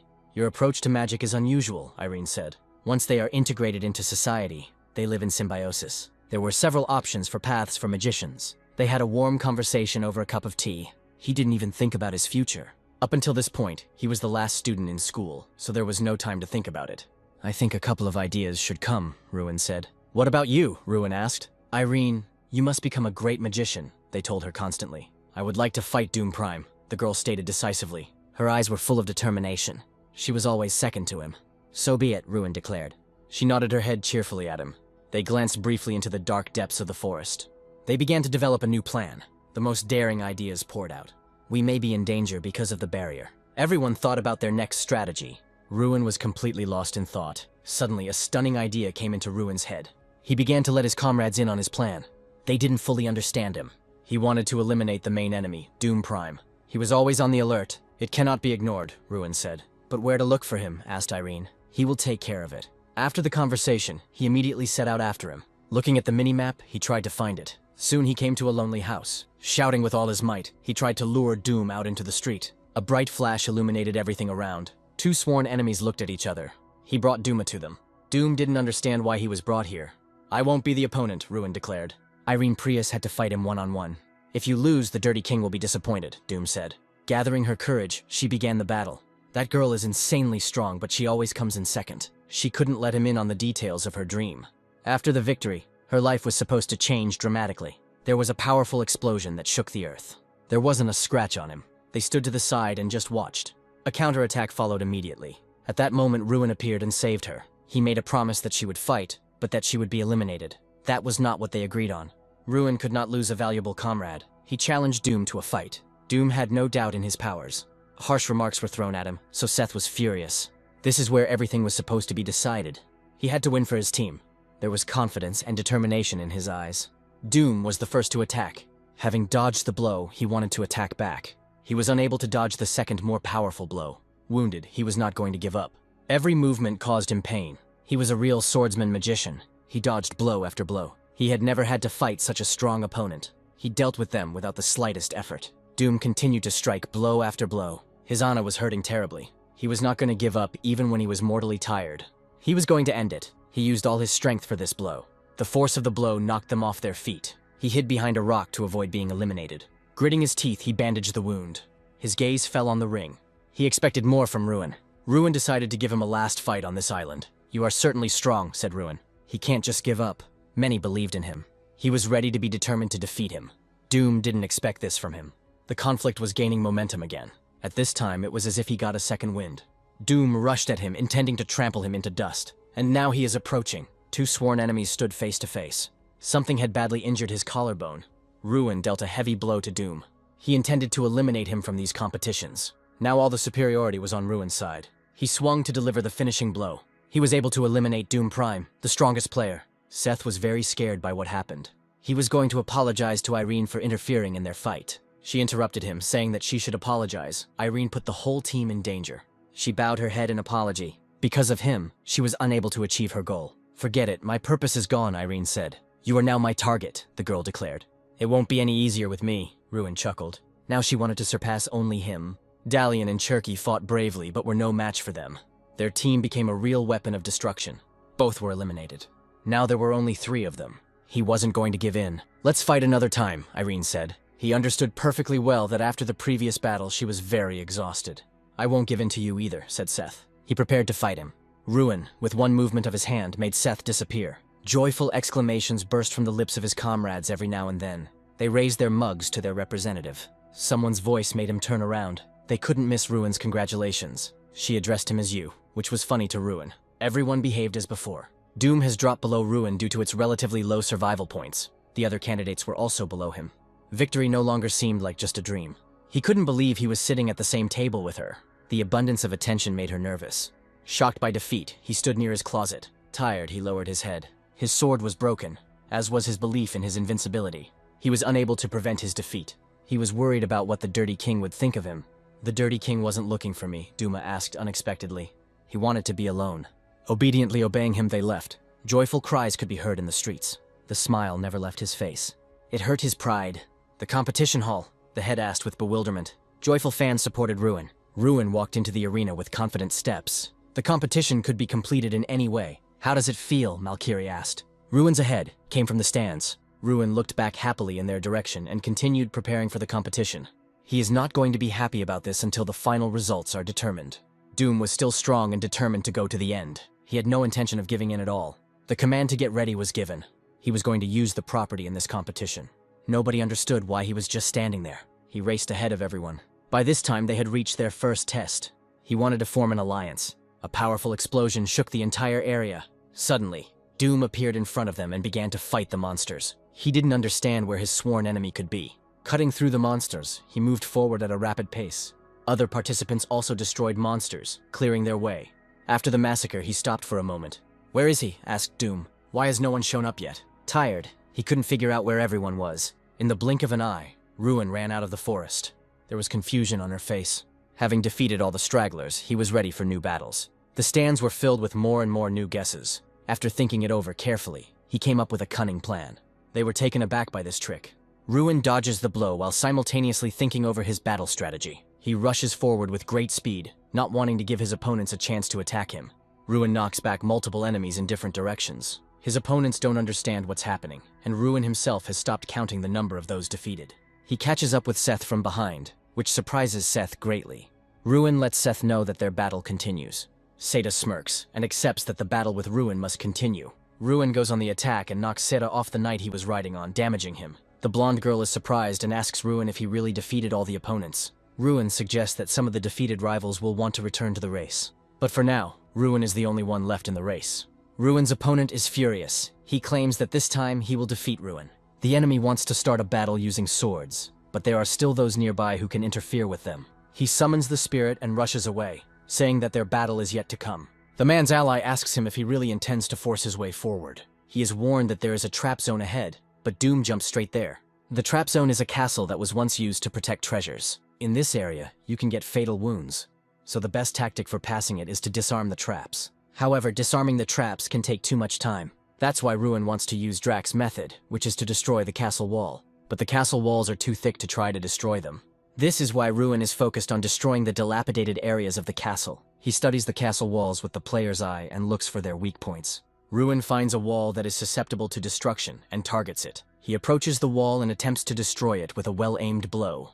Irene and her friend, standing at a distance from Ruin, watch his actions with bewilderment. They are confused and don't understand why Ruin is trying to break through the wall with his bare hands. Irene's gaze shifts to the wall, paying closer attention to what Ruin is doing. Ruin uses his powers to destroy the dilapidated castle wall. Irene smirks and tells her comrade that this is exactly what she expected from Ruin. Ruin enters the castle through the hole he made. His rivals are trying to take advantage of the opening that has formed, but Ruin doesn't let them do this, sealing the wall behind him. He rushes forward. Now it's just him and Doom Prime competing. But having rounded the castle, around the corner he meets Doom, who has entered the trap area through the main entrance. The guy riding a horse overtakes Ruin and Stran. It's obvious that Doom Prime was in a hurry. There's an arrow sticking out of his shoulder. Ruin is amazed by Doom's will to win. Is he really that eager to defeat him? The guy is racing at full speed, but the time to summon his spirit horse is running out. After the horse's spirit disappears, Ruin quickly breaks ahead, and no one can overtake him in a run. Doom is furious, raising his hand to draw his sword from its sheath.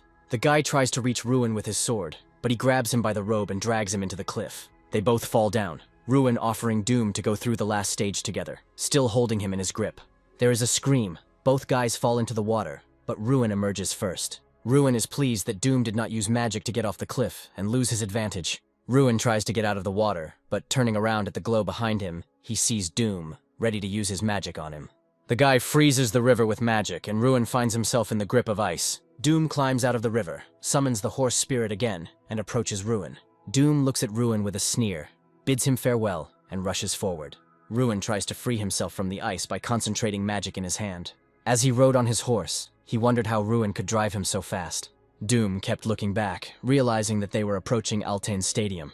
Ruin understood that there were no more obstacles in his path, and all he could do was run forward. Already in flight, holding his fist up to strike, Ruin offered Prime a rematch, to which he simply growled. Gritting his teeth, he grumbled that it was not in his current state. The spectators are perplexed. No one can understand who won and what is happening there. One shouted that someone was approaching through the gate. A horse appeared at a gallop in the gate. The onlookers in the stands were shocked, wondering where the horse came from and why there was no rider. And then the sharpest eye saw someone on the screen. Ruin stands over the fallen body of Doom Prime. Laughing at the defeated one, he realized that he had overdone it in passing the obstacles, and the other one was moving uncertainly. Here, Ruin remembered how Doom himself warned that one shouldn't think about this during the competition. The enemy is defeated. Ruin goes away. The results were announced, and he won and became the first. For him, this was the end of the competition. The stands rejoiced with happiness, shouted and admired him.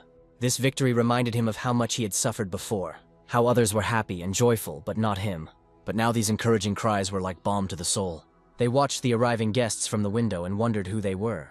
Ruin looked thoughtfully at the guests. And I understand that they are all here because of him. He was so bored he almost fell asleep he wanted to go back to school. A beauty appeared before him, and it seemed to him that he knew her. The chair next to him was free, and Irene sat down. They began to pleasantly discuss why no one had spoken to him. Ruin assumed that he was dressed incorrectly, but she couldn't take her eyes off him. She coquettishly agreed. No one hid the fact that everyone had gathered to see Ruin. But what was more interesting was why no one had spoken to him. Irene assumed that someone had already laid eyes on him first. The strongest lord must speak to the winner first, so no one wants to speak to Ruin. The bearded man announced that the party was starting and all persons should follow him. All that remained in the room was a table set with delicacies, as if for an emperor. Everyone sitting at the table understood that all this was just a cover, and that there was an analysis of the weak game ahead. Ruin didn't understand what was happening. He thought that there would be only one king, but there were two places for important persons. Seeing the king, everyone bowed. From excitement, Ruin added. My lord then realized that something was wrong. The king missed someone. He turned and asked if he was in the way. A stately man in a hat stood silently. Ruin looked at him, completely confused as to who was in front of him. The entire crowd suddenly fell to their knees at Ruin. He was confused and did not understand what was happening. The king realized that Ruin was defeatable because he was the most capable among the students. The father is very upset and no longer wants to call them his children. Bowing his head, he promised that no one would see his weakness again. In response, the king noted that being in second place was simply an illusion created by people. Feeling uncomfortable, Ruin understood that this banquet was simply a punishment for the losers. While drinking wine, the person in the hat kept his eyes on Ruin.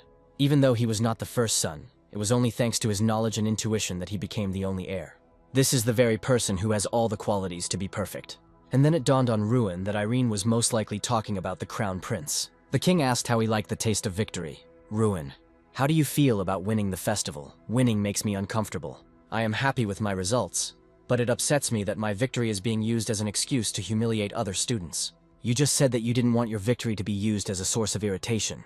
Yes, I see this as just an attempt to stir up hostility towards me. Pointing out weaknesses and striving for self-improvement are very different from hostility caused by feelings of inferiority. And I do not come from a small stream, but from Ardal, a small but beautiful country. And my academy should not be belittled by calling it a small stream. Those present are in semi-shock from Ruin's words. Ruin is a real problem. How dare he snap at his godfather? And what did I tell you? Ruin is an interesting child. It's so funny where he came from. It seemed to those present that he came from a small stream, but, as he had said earlier, he was from Ardal, small but beautiful. Ruin's companion is shocked. She asks if he would do something similar.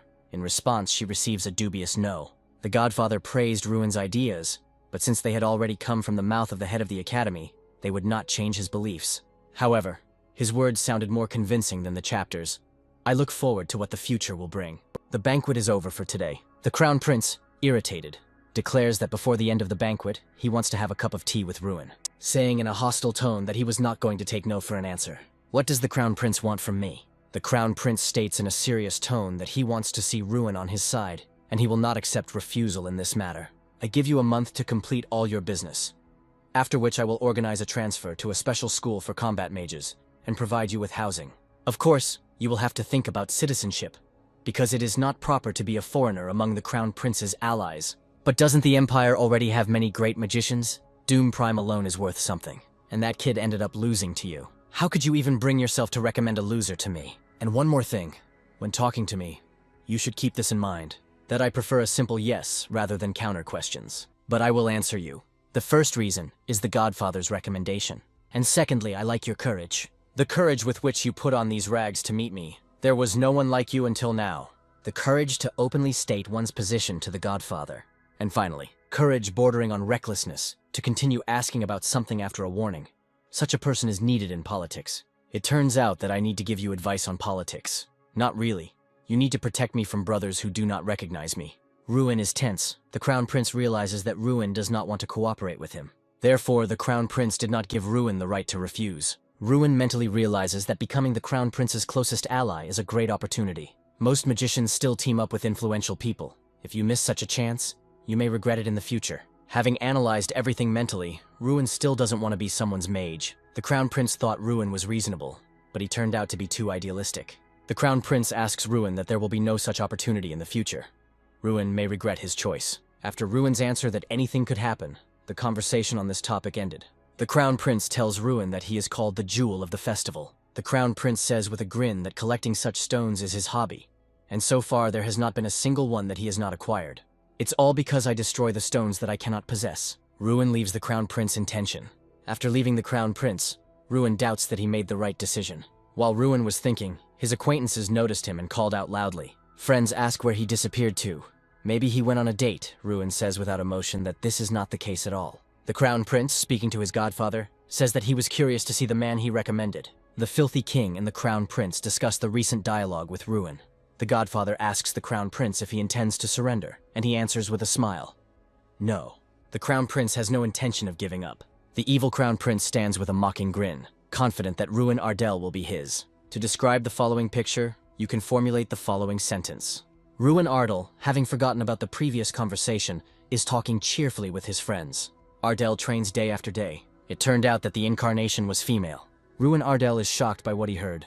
The incarnation is angry at Ruin for never asking him about this. Ardell recalls that they were sitting together in the bathroom. Ruin asks with a serious look that she has already seen everything. The incarnation admits. Ardell resigned himself and went, the incarnation running after him. Ruin sees off his friends. It seems it's time for him to go too. Ruin and his companions sit and wait. Ardell recalls that the escort asked him to address him as Street Cat. Even with the help of the player's eye, Ardell was unable to discern his characteristics. It seems he is at least on the same level as the professors of the academy. The alley cat briefly briefs Ruin Ardell on the plan of action. Ardell asks the Street Cat not to address him as you. The escort objects, and he continues to talk about the plan. In his story, he says that Ardell must choose an artifact. Ruin is at a loss. The guide tells that Ardell can leave without the artifact at all, because he must choose the item. Ardell comes up with a hypothesis that the artifact may have consciousness. The guide continued and said that Ardell would be assigned a mission. This will be a debut. Ardell selects a mission from the list. Something about this list caught Ardell's eye. Ruin Ardell and his escort arrived at the Crown Prince's residence. The attendant said he would wait at the door to the hall. And so, Ruin Ardell opens its doors. The Crown Prince stands right in front of him. Ruin Ardell received 10,000 gold prize money from the Crown Prince. Ardell leaves the Crown Prince, and he hurries to move on to the next point in his plan. The Tower Master is waiting for him. The Street Cat asks Ruin if he is finally going to take that mission. Ruin Ardell answers in the affirmative. Ardell at the Tower Master. The Tower Master greets him. The Master already knows that Ardell has chosen a difficult mission. He tells Ruin that he could have taken the mission easier. However, he prefers to go into the lifeless wasteland. Ruin consults with the Incarnation. The Incarnation offers Kingram's homeland as its first mission. This is the place where Draca lived for 100 years. Sky Mountain is a place where ancient ogres are rumored to live. However, no ogres live there anymore. It tells the story of a mountain where ogres once lived, but they all died in the Great War, except for the artifact of Kingram. After the disappearance of the ogres, the area became a lifeless desert, and the search mission in that area was assigned the highest difficulty level. No scientist or magician has been able to unravel the mystery of the barrier that gave it the highest level. Ruin is interested in the mountain. The professor thinks that Ruin is interested in the hypothesis about this mountain. Ruin is tense. It turns out that the destroyer of worlds, the dragon, lived in those lands. Ruin does not reveal the real reason for his interest in the mountain. It turns out that the reason is not increased complexity, but a mystery. Ruin is confident that he can solve this mystery. The professor is not confident in his student's abilities. Ruin learns the reason for his professor's recommendation to the Crown Prince. The professor wanted to leave it to the Revadane. The professor guesses the reason for the interest in this mission, but he does not perform Nika actions but decides to observe. Ruin begins to doubt his abilities. He's not sure he'll be able to find out anything. Mishka supports Ruin. Mishka says that Ruin has abilities that exceed human capabilities. Voka comes to Ruin. A delightful boar and a street cat arrived. Mishka doesn't understand when they ended up on the farm because of the way they were treated. The cat and the boar are calling, "Ruin, go with them." They all head to the artifact room. The boar and the cat talk about the room of artifacts and their meaning. They are heading to Zone A. It turns out that you can only go into Zone X in the event of a special event, and that even the Emperor is not allowed there. They are in Zone C, and Ruin starts choosing. Kaban says that they only collect items of good quality. Ruin is surprised by the quality of the sword. Ruin finds a book that is over 100 years old. There are many good books in Zone C. The Tower Master gives his charges these books to read, but they are not allowed to take them home. Ruin heads to Zone A, but none of the artifacts reacted to it. It turns out that there were cases when no artifact chose anyone, but extremely rarely, Ruin is at a loss. If you are allowed to visit Zone A, you can attract the attention of several artifacts. Ruin is sad that all the items refused him. Mishka actively supports him. Ruin is surprised by his answer. Mishka believes that these items are treasures for people, but there are no valuable ones in this place. Mishka points to the door leading to Zone X. Ruin and Mishka suggest that there may be artifacts made by the dragon. Ruin does not despair and looks for an artifact in Zone A because access to Zone X is closed to him. A strange green light comes from the door of Zone X. Everyone is surprised. The boar shouts that a special event has happened for the first time in 56 years. The cat tells the professor that Kunhan's tooth reacted to Ruin. The cat confirms the words of the Tower Master. The professor speculates that Ruin may be next to take the throne. In Zone X, there are 3 artifacts, differing in power level. Thanks to Kunhan's tooth, Ruin can stand on the top. A magician in black robes lights his way with a staff. He takes off his hood and charges the spell with confidence on his face. His enemy shows no signs of anxiety. He is completely calm. Great artifact, Kunhan's tooth. The magician, sitting in a luxurious chair, ponders over a plan. He communicates the order of the plan to his subordinate. He thinks about the protection of Kunhan's tooth and how he can deal with it. The magician freezes for a moment when he remembers something. He remembers Ruin, who is a great option for this task. He orders to find Ruina and give him the orders from the magician. A sign at the tavern where you can meet Ruin.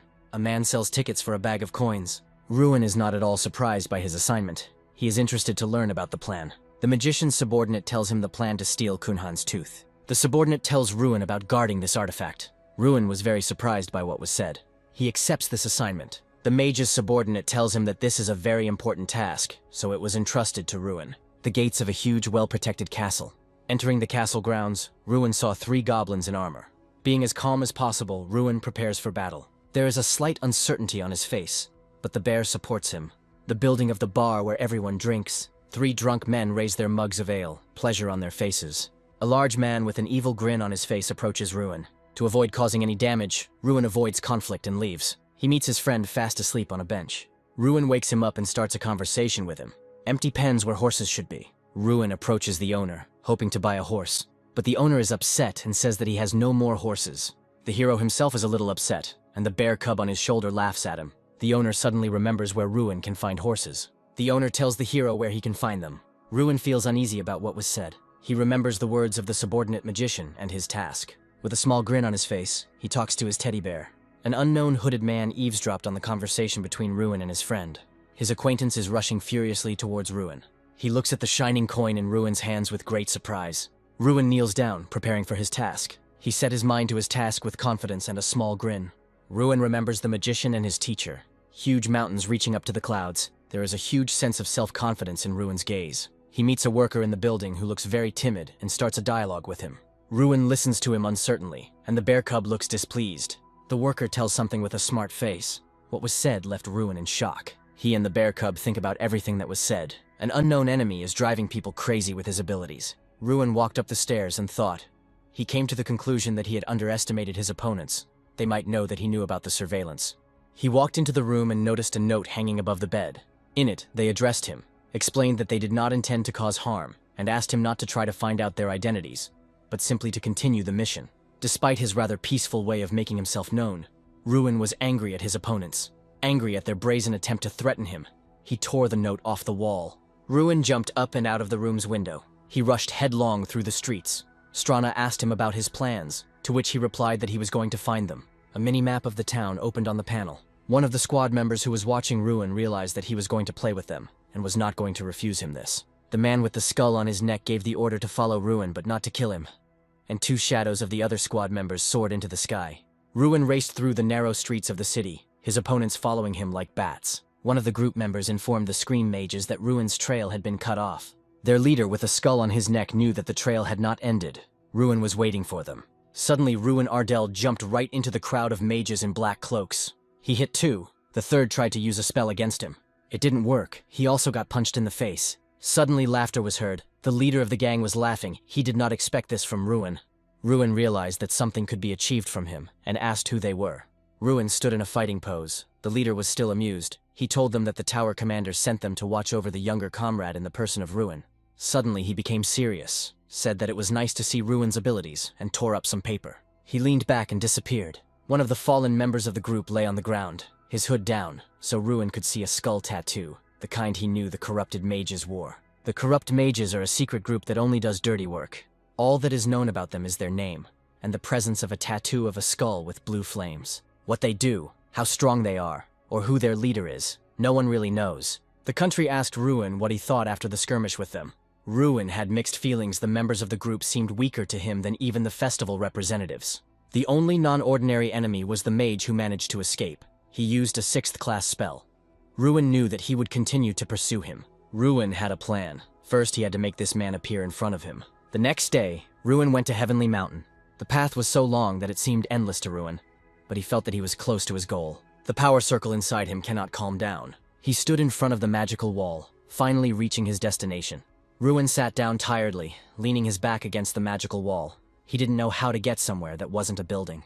He tried to understand what the country's phrase meant about a mindset that was not like a human's, because that was the only way to pass the barrier. Ruin began to think that any person would think that the barrier should simply be destroyed, but it was impossible to destroy it in a human way. But what about the ogres? Ruin suggested that he could call the ogres to destroy the wall, but there were no more ogres on Sky Mountain. The country was glad that they had at least come to some kind of idea. Ruin knew that all the ogres of the Heavenly Mountain had died, but that was just the opinion of the people. The country reminded Ruin that his ability was not to confirm or prejudice, but to destroy. Ruin put his hand on the barrier and spoke to the one who was not visible. He said that he came to give the tooth of the leader Kunhan. He stood leaning against the wall and asked if anyone could hear him to open the door. Suddenly, a bright flash blinded Ruin. The entire time, he was being watched by the escaped gang member. He saw Ruin pass through the barrier and was amazed by it. He followed Ruin to the barrier, but it was already closed. Suddenly, Ruin's fist, which extended from behind the wall, hit the magician and he flew away from the barrier. This time, he won't be able to escape. Ruin cast a binding spell at him. The magician, bound by green tentacles of magic, lay on the ground. Ruin won the game. The magician fell into his trap. Jumping over Ruin, the green ogre lands on the tied-up man and smashes his head. Then he stands up, looks at Ruin, and asks with a threatening voice who he is. Strand warns Ruin that the ogre's minds are closer to those of animals. Ruin passes through the barrier of the Heavenly Mountain. The other ogres sniff Ruin, trying to figure out what the human is doing here. Strand once again reminds that ogres do not know what human morality is. Ruin thinks that he has not been touched yet, only because of Kunhan's tooth. The chief ogre says that they have come. This is the Heavenly Peak. Ruin asks if there is another peak, but he quickly realizes that this is not a mountain at all, but another giant ogre. The gray ogre introduces himself as Chieftain Harhan.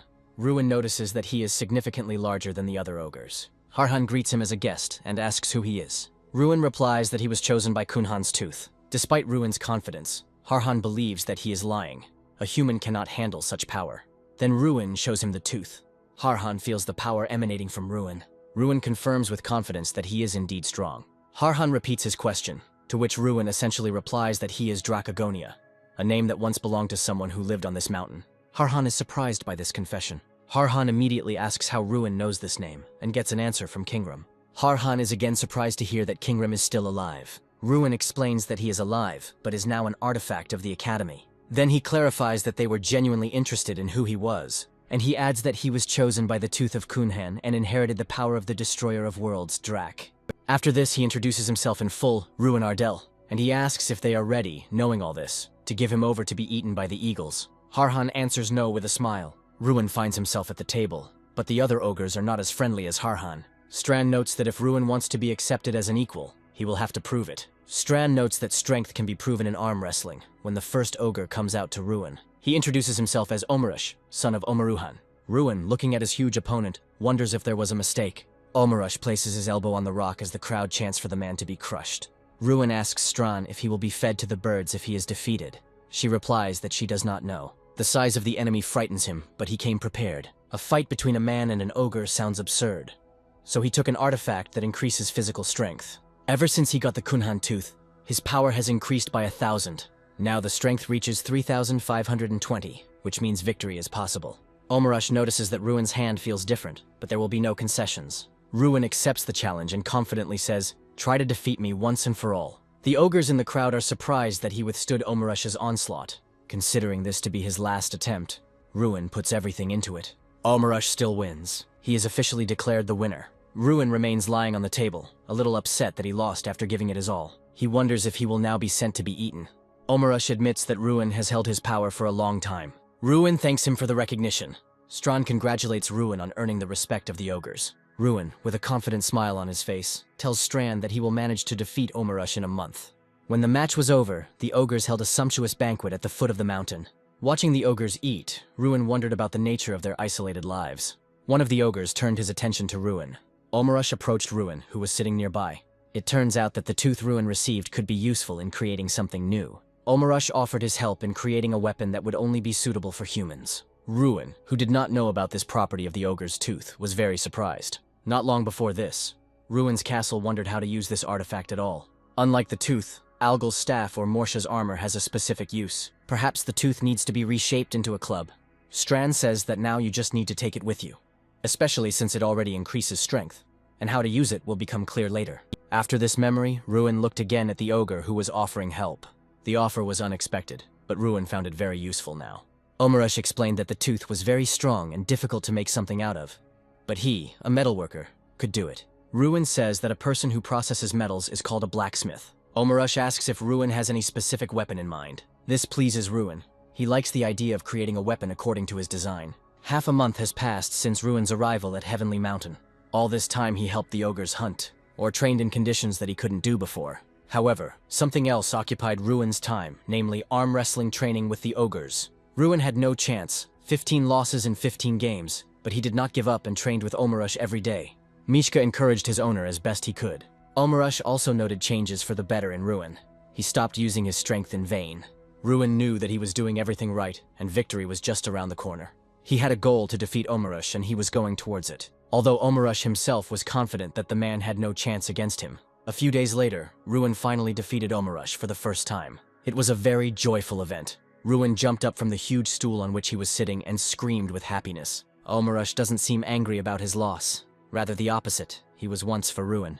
Omarush called Ruin by his name for the first time, and not just a person, which surprised him greatly. Omarush told Ruin that he was ready and called him to follow him.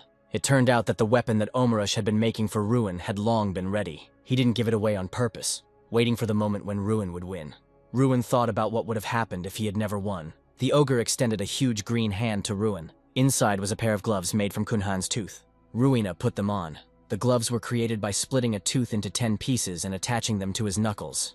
It was the perfect weapon for such a mage. Omarush was interested in Ruin's opinion about his work. He said that he had specially adjusted the form to the customer. Ruin felt an incredible surge of strength. The increase was equal to 2,000. In this regard, Ruin asked Omarush to gather all the warriors of the Heavenly Mountain to compete with them. The ogres were not very happy with this insolence of Ruin. It hit their pride. However, they were inspired to participate. Ruin noted that he understood that his proposal sounded too impudent, but at the same time he was counting on the gambling of the ogres. And it worked. All this caused a fit of nostalgia in the country, because Draca also liked to do this. The only difference was that in 30 years of being here, he had only defeated 17 ogres in a row. So Ruin presented something new. Ruin had complete confidence in his abilities thanks to the gloves. Without them, victory would have been too difficult. He became so confident in his abilities that he thought he would never lose. The competition with the first ogre has begun. The first ogre was defeated without much effort, as were all the subsequent ones. Some time passed and it was time to say goodbye. Ruin needed to go to Revadane. The ogres, led by Omarush, thanked him for the wonderful memories they would have. Ruin extended his hand to Omarush, who was surprised that Ruin wanted to compete again, even despite the large number of victories. But Ruin did not challenge him, he wanted a handshake. Ruin explained that shaking hands is a human way of greeting each other, or more importantly, a gesture of seeing each other again. Ruin left, turning around once more as a farewell and waving to his new great friend in every sense. In the tower chief's office, an employee reported on how things were going. There was no news. The chief was confused because there was no news of the scream mage sent for Ruin. The surveillance team found no trace of a person at Heavenly Mountain, which was also confusing. The employee listened attentively to his boss, who suddenly came to the conclusion that they had been deceived. Suddenly a man entered the office to report the news. He, without looking the chief in the eye, said that Ruin Ardell had recently arrived in Revadane. An order was given to summon him to the tower immediately. Ruin sat in the tower chief's office and told about his journey, while the listener sat, propping his head up with his hand, and not really believing the story, listened. Ruin reported that the barrier was too strong, and it was not possible to get through it, to which the tower commander chuckled incredulously. The tower chief directly admitted that Ruin was a bad liar, which surprised him. Somehow, the leader already knew that Ruin had become the magician chosen by Kunhan's Tooth. It also coincided that the mission he chose concerned the search for the ogre's homeland. Ruin's mask was destroyed, and he asked without hesitation whether he was being followed. The tower's leader did not acknowledge the surveillance, but said that he was simply watching, fearing a rebellion against the tower. Ruin asks if everyone who goes against the will of the Mage King becomes an enemy of the tower and learns that most do. The tower leader stops the idle talk. He wants to know what Ruin saw on the Heavenly Mountain. With a mad look, he presses on, asking if the first ogres are still alive. Ruin walks out of the tower, breathing a sigh of relief. The leader understands that Ruin will not tell the whole truth, so he asks for at least a non-obvious lie. Even though he can look into his memories, Ruin knows that he won't do that, won't look into his thoughts. Pride will not allow the great king of magicians to stoop to such a level, especially with an ordinary student. The king is surprised by the audacity, and Ruin can hardly be called ordinary. No further questions were asked. Ruin's mission was supposedly a failure, and he was sent back to the academy. Ruin was pleased with himself, and the fact that his ploy to play on pride had worked as intended. Ruin knew he was walking on a knife edge. If the king had been even a little more reckless, he would have been caught. Both understood that this was not the end. The artifact had chosen Ruin, and this only meant an increase in his power, which the king clearly did not like. The king will be watching closely. But for now, Ruin and Strand could breathe a sigh of relief and quickly get away from the tower. Ruin had barely left the train when he was immediately congratulated on his victory at the festival. The academy students picked him up and began tossing him up, shouting congratulations. When Ruin finally entered the room, Jason dropped a heavy box containing a pile of letters addressed to the winner onto his desk. The letters lay in the box in a huge, illegible pile. It turned out that these were not all of them, but only those sent recently. The ones that came earlier were kept in the closet that Jason was just about to open. He pulled the handle on the closet door, and a giant avalanche of paper fell onto the floor. Ruin began to sort through the letters. He even found a very flattering letter from the prince himself. The prince thanked Ruin for rejecting the crown prince's offer, and addressed him as a close friend, although they were not acquainted. Jason was rather skeptical about such pleasantries. Jason asked Ruin what he was planning to do during the upcoming holidays. The answer was not very comprehensive. Ruin said that he would conduct them differently than before. Ruin found himself lost in his thoughts on his way home. He hadn't been there for almost 5 years, always staying in the academy dorm during the holidays. It was his unenviable position, and the way he was treated at the academy that made him overcome with shame and fear. But now everything had changed. He had something to be proud of and something to talk about. Ruin stopped on a hill overlooking his home, looking forward to meeting his family. The people who saw the young master were surprised by his appearance. Ruin was embarrassed by the attention he received. The villagers and family happily welcome Ruin. Ruin's younger sister hugs her brother tightly. Ruin is very happy to meet his family again. Ruin is surprised at how much Ruin has grown, but he still thinks she's still as cute as ever. The Ardell family listened attentively to Ruin's story. The whole family sympathizes with Ruin. Baggins, the family servant, is shocked by Ruin's story. Ruin is glad to bring news to his family. Finally, Father Ruin understood the reason for all the letters from the government. Ruin is mentally upset, as he himself wanted to tell everything. Father Ruin is about to tell something important, although he hesitates. Ruin is perplexed. He insists on telling everything here and now. Father Ruin sighs heavily. He said that many letters and proposals came in, but all were rejected. Ruin's father warned him about the evil manipulator Pilkos Monzo. Monzo is a trading city ruled by Pilkos. The Monzos are Ardell's buyers, and are going to threaten Ardell to get the Ruin. The father of the Ruin is worried about the financial situation of the Ardell lands. However, he does not intend to give up his son. Ruin recalls how the servants boasted about the successes of the farm. He decided not to give up, and he is going to visit Monzo on his own. Baggins has equipped a horse for the journey for Ruin. Uncle regrets mentioning Monzo. However, Ruin considers this trip his duty. Baggins asks Ruin to try his best. He reported that Ruin's father was hiding financial problems from his servants, even paying for the shortfall from his own funds. Ruin felt sad about this. Ruin regrets that he thought badly. Now he understood why his father had endured in silence. Ruin knows that his father was worried about more than just himself. He understands that his father loves his lands. Ruin asks his uncle to give the box to his father. The box contains 10,000 gold coins. Ruin gave away the prize from winning the festival. Ruin wanted to buy territories, but prosperity in his native land was more important to him. Baggins says buying land is problematic now. He is shocked by Ruin's proposal. Ruin is going to clear the desired territories, and also wants to take over the Wolf Hills, and take away for you the Plain of the Mud people. Ruin suggested hiring warriors to clean up and then rent out these lands for profit. Baggins thought it was a good idea. Ruin set out on his journey, and he galloped forward at full speed. Morzo is a prosperous town. His landlord Pilkos Morzo is surrounded by various rumors. Ruin understands that he must be on guard. Ruin arrived in Morzo and introduced himself to the guards. They responded to him with laughter. Ruin was perplexed. He is shocked by the way his family is treated. The guards gathered to drive Ruin away, but he's not going to give up. He does not agree to accept this and wants to respond. He braced himself for impact. Ruin attacked one of the guards. Lord Pilkos appeared unexpectedly. He recognized Ruin. Lord Pilkos flattered Ruin sarcastically and bowed. Ruin answered the Lord rudely, and he suggested not to raise his head since the Lord regretted the attitude of the guards. The Lord praised Ruin's straightforwardness. Ruin complained about the guards. Ruin showed that he was unhappy with the way his family was treated. Pilkos saw that the guards were lying on the ground. This made him very angry. The Lord offered Ruin to behave freely, but considered him a rude person. In response, Ruin once again taught the guards a lesson. Pilkos didn't expect this. Ruin was tired of waiting. He told the Lord to invite him inside. Once inside, Pilkos said that he was collecting stuffed monsters for decoration. The Ruins found them creepy. Pilkos agreed that people's tastes differ. Ruin did not understand the Lord's passion. He thought that the Lord wanted to intimidate him. Pilkos offered Ruin tea. Ruin refused. Strand realized that they were being tricked. Ruin answered the Lord, and he poured out the tea, thinking that it was poisoned. Lord Pilkos stated that he was not hostile. Pilkos wants friendly relations. He said he considered his threat an offer. Ruin was angered by this, so he abruptly refused Lord Pilkos. Pilkos pretended to be upset, so he began to threaten to lower the prices of goods from the Ardell lands. Ruin stated his condition, to return the price. Pilkos was rude to Ruin. The Lord reminded him of his own words about worship. And I remembered that magic is prohibited for students outside of school. A crowd of guards burst into the room.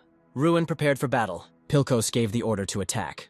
Ruin shouted that the Lord was mad. Ruin understood the greedy nature of Lord Pilkos. Ruin quickly rushed into the attack. Gathering all his strength, he flicked the tongue. The knight was sent flying. Ruin used the unique skill Chieftain's Will. Everyone was surprised by the appearance of unknown smoke from the guy. Pilkos Monzo was shocked by what he saw. A majestic fire spirit of incredible size appeared behind Ruin. The knights realized that if they stayed, they would die. The knights fled in fear, but Ruin didn't let them escape, blowing up the entire estate. Monzo watched as the collection he had dedicated his entire life to burn. Ruin wondered if that was really all he cared about right now. It's time for Monzo to pay the price. Now he must compensate the Ardell family for all losses. Pilkos was shocked by the compensation conditions, but young Mr. Ardell gave him no choice. The issue with Monzo has been resolved. Ruin headed back to Ardell.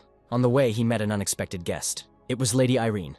2 months ago, Ruin was bored and wondering how to leave a banquet. Lady Irene unexpectedly joined him. She was worried about Ruin and was glad that the banquet passed without incident. Ruin could not remain silent in the face of insults. Irene asked if Ardell was really beautiful. With joy on his face, Ruin advised me to drop by for a visit sometime. Irene trusted Ruin's words, but Ruin never thought that she would actually come. Sister Ruin was furious. Ruina began to interrogate about their relationship with Irene. She volunteered to show Irene around. Ruin felt awkward that his sister was jealous of Irene. Lord Ardell wanted his son to be honest with him about his relationship with Irene. He was disappointed by Ruin's negative answer. Now the Lord wanted to discuss other matters with him. Baggins brought a box of money. Lord Ardell cannot accept them. He believes that this is Ruin's personal money, not Ardell's. The Lord understands that even though Ruin is from Ardell, he still has other concerns. Ruin knew deep down that his father had done this out of concern for him. He was hurt by this situation, but Ruin insisted on using the funds for the benefit of Ardell. The Lord was deeply surprised by Ruin's desire to be like him. Begel considered that the young master had the right to know that all this time the Lord had been giving away his personal funds. The Lord condescendingly scolded Begel for his initiative. But whatever the intentions, the Lord could not accept the money. He still had 3,600 gold pieces left. Ruin secretly gave the money to Begel, but the Lord accepted only part of the funds. They are puzzled as to why the Lord is so adamant. Begel said with a smile that this was Lord Ardell. Ruin boasts of his estate. Ruina wants to introduce her brother to Lady Irene. Ruina leaves her brother and Lady Irene in a hurry so that they can be alone. Lady Irene is clearly confused as to where Sister Ruin is going in such a hurry. Ruin clearly understood his sister's hint and takes matters into his own hands. Lady Irene is jealous that she doesn't have a younger sister. Lady Irene is an empath. Ruin wants his territory to prosper. Ruin has nowhere to spend money. Lady Irene admires that Mr. Ruin is so responsible. Lady Irene is jealous. Ruin tries to make amends with his questions. Irene's manipulation worked. She captured Ruin's attention. Irene clearly travels a lot. The ray at the end of the tunnel is the answer to all questions. Ruin clearly needs a scythe to get through this forest. The fairy tale about the wolf was true in childhood. The geographical location of Ardell is of great importance. The route through the mountains helps traders to shorten their journey. Ardell wants his territories to become independent. The main character finds a solution to all his problems. Lady Irene is very smart. A man thought, a man did. Ruin made a good impression on Lady Irene. There are always difficulties along the way. The state of Ardell has a low economic situation. The idea of how to enrich the state of Ardell has existed for a long time, but it is impossible. Ruin, like no one else, understands the meaning of the proverb, "If you suffer long enough, something will work out." Ruin clearly came up with a plan to open a new trade route. The father is clearly pleased with his son's persistence. If you don't try, you'll never know. Lady Irene overheard the conversation.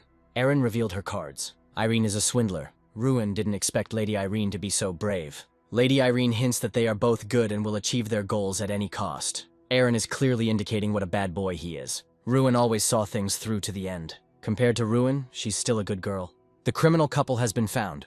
Rock climbers Ruin and Irene are ready to conquer the mountains. Thanks to Irene's skills, it was possible to find the right place without any problems. Rules are made to be broken. If you don't break the rules, you won't survive. Irene's compass was clearly broken. Thanks to Ruin's skills, they defeated a pack of werewolves. Ruin clearly forgot about improving his skills. For defeating the werewolves, a prize is given. Fire, like a magic ball, which will show the right way. The main characters have come to the end of their journey. Ite Lake is a state larger than Ardell. There are no kings in this city. 8 trade guilds rule everything. The city, by the way, is simply the king of trade on the continent. Ruin and Irene decided to go into the Hall of Gold. The guard immediately asks, "Do you have an appointment?" Ruin politely asks him to pass on the message, but he starts saying that he needs to submit papers and wait for approval. But Ruin does not tolerate it. "Ruin Ardell has come to you," he interrupts sharply. And Irene Prius adds. The guard froze, wondering if this was the same Ruin, the winner of the festival. He quickly apologizes for not recognizing him. They walk inside, and it's immediately clear why this place is called the Hall of Gold. The guard escorts them to the white ceremonial doors. Ruin chases away doubts as he goes. He is here for a fair deal. Opens the door and introduces himself out loud. "Glad to see you. I am Ruin Ardell." There are 8 serious looks at the round table. All as one. He and Irene sit down, a little tense, until one of the guild members remembers them from Alten. The same one asks what brought the magician of the next generation to our distances. Ruin mentally notes that winning the great festival allowed this conversation to happen. Other members of the round table say that it would be good if it would benefit their guilds. Ruin calmly explains that he came to discuss trade between Ardell and Ite Lake. The country quietly whispers that you have cooled their ardor a little. Representatives begin to remember where they have already heard the name of these lands. One of them says that the lord from there had already come before, and they had unanimously refused him then. The reason is that the offer was one-sided and completely disadvantageous. After that, they declare that there is nothing more to discuss. Ruin notes to himself how quickly they change when their interests are touched upon. Neither the status of a mage nor the victory in the festival mean anything here for them. He is just the next lord of a poor region. A young provincial who allegedly tries to extort money from them. He calmly clarifies that this means their decision is the same again. Then he says it's sad to hear a refusal before he's stated the terms. And he puts bags with 30,000 gold coins on the table. Representatives are shocked to see such a quantity of gold. Ruin confidently asks if they have any reason to continue the conversation. There are no kings in this city. 8 trade guilds rule. Ruin reminds that he came with the aim of establishing trade relations. On his way here, he had to face many difficulties, but if it works out, it's worth it. He offers to buy weapons from the city for 30,000 gold, and in exchange asks for permission to sell the products of his house. The reaction to such a big deal doesn't surprise him. Inwardly, he thinks that such a sum is the budget of the rural area for 3 years. The shock is understandable. The expenses are too serious. In the territory of Monzo, Ruin comes to the conclusion that power attracts wealth, and wealth brings peace. And if power requires weapons, he will put everything into it. Ruin asks which one of them is in charge of weapons. They tell him that this is the specialization of the first representative. He is surprised to see that a little girl is in charge of the weapon, but her gaze is completely devoid of childish naivety. The first representative asks why Ruin needs so many weapons, and he explains that this is just the beginning. He plans to establish a trade route between Ite Lake and Ardell. Moreover, the path must pass through the southern mountains. He is asked not to mention these mountains, which leaves Ruin puzzled. Irene Prius felt the tension at the table. Ruin Ardell couldn't understand what happened, but he assumed it was because of the first chairman. Ruin noticed that the first chairwoman had turned very pale. The first chairwoman told Ruin Ardell that it was impossible to cross the southern mountains because of the demon living there, which surprised Ruin Ardell. Ruin told that he crossed this mountain range at night, to which the first chairwoman was surprised and did not believe Ruin's words. Ruin Ardell decided to provide evidence by starting to take out what he had obtained that night. Ruin Ardell showed the silver werewolf mane that belongs to the demon. The first chairwoman was greatly surprised by what she saw, and Ruin Ardell, in turn, received the respect of the Valtrash family as a reward. Then Ruin realized that it was true after all. The first chairwoman began to cry, saying finally. The first chairwoman, crying even harder, said that he was finally dead. 3 days later, Ruin Ardell and the first chairman head towards the mountains. The first chairwoman began to say that she would never have thought that she would find herself near these mountains again. The chairwoman said that the monster that took her father's life no longer lives here. The chairman praised Ruin for something that was his merit, to which Ruin Ardell replied that he simply got in his way. The chairwoman suggested that if they built a road through the mountains, they would be able to establish trade with the Oyota Kingdom through Ardell, explaining that they would no longer have to spend money on a detour. The chairwoman said with delight that we, the Waltrache family, will actively participate in this. Ruin Ardell realized that the issue would be resolved much later, since he thought that the solution would come through the purchase of weapons, and assumed that even the construction would be at his expense. Ruin asked in surprise if they would accept his proposals, to which the chairwoman responded positively, and also said that all products produced in Ardell would cost twice as much. Ruin Ardell thought that this was an incredibly generous condition, and the chairman added that merchants were ready to do anything for the sake of profit. The chairperson nevertheless gave her name, Cecilia Valtrache, also promising to express her gratitude and trust. Thus, by shaking hands, the deal between Eitlake and Ardell was successfully concluded. Walking from the mountains and talking with Irene about bringing good news to the residents and father, Ruin realized that Cecilia was better than she seemed, even despite her young age. And Irene noticed that Ruin did not look like himself. Ruin noted that it was easy to sympathize with someone who was in the same situation as himself, which surprised Irene Prius. Ruin Ardell said that Irene should expect changes, and if she wants to visit Ardell again, then it will be the same as before. Irene Prius envied Ruin for truly loving his homeland. Ruin Ardell was surprised that not everyone missed their homeland, and asked Irene if she would invite him to her place one day. Irene didn't really want to talk about it, but Ruin was sure that he would somehow manage to visit the Prius. Father was shocked that the selling prices would be twice as high, and that they themselves took the initiative to open the trade route. Ruin confirmed his father's words and said that Cecilia Valtrache had given her word. What impressed him most was that the cold-blooded representative promised to assist in the delivery of weapons. Ruin added that the transportation would take 3 months, and work on the construction of the trade route will begin this month. And the father realized that such a route would finally enrich their territory. Father realized that Ruin had grown up to serious matters. The father also thanked him for the fact that his son grew up to be a wonderful person. Ruin asked his father if he would trust him with one more task.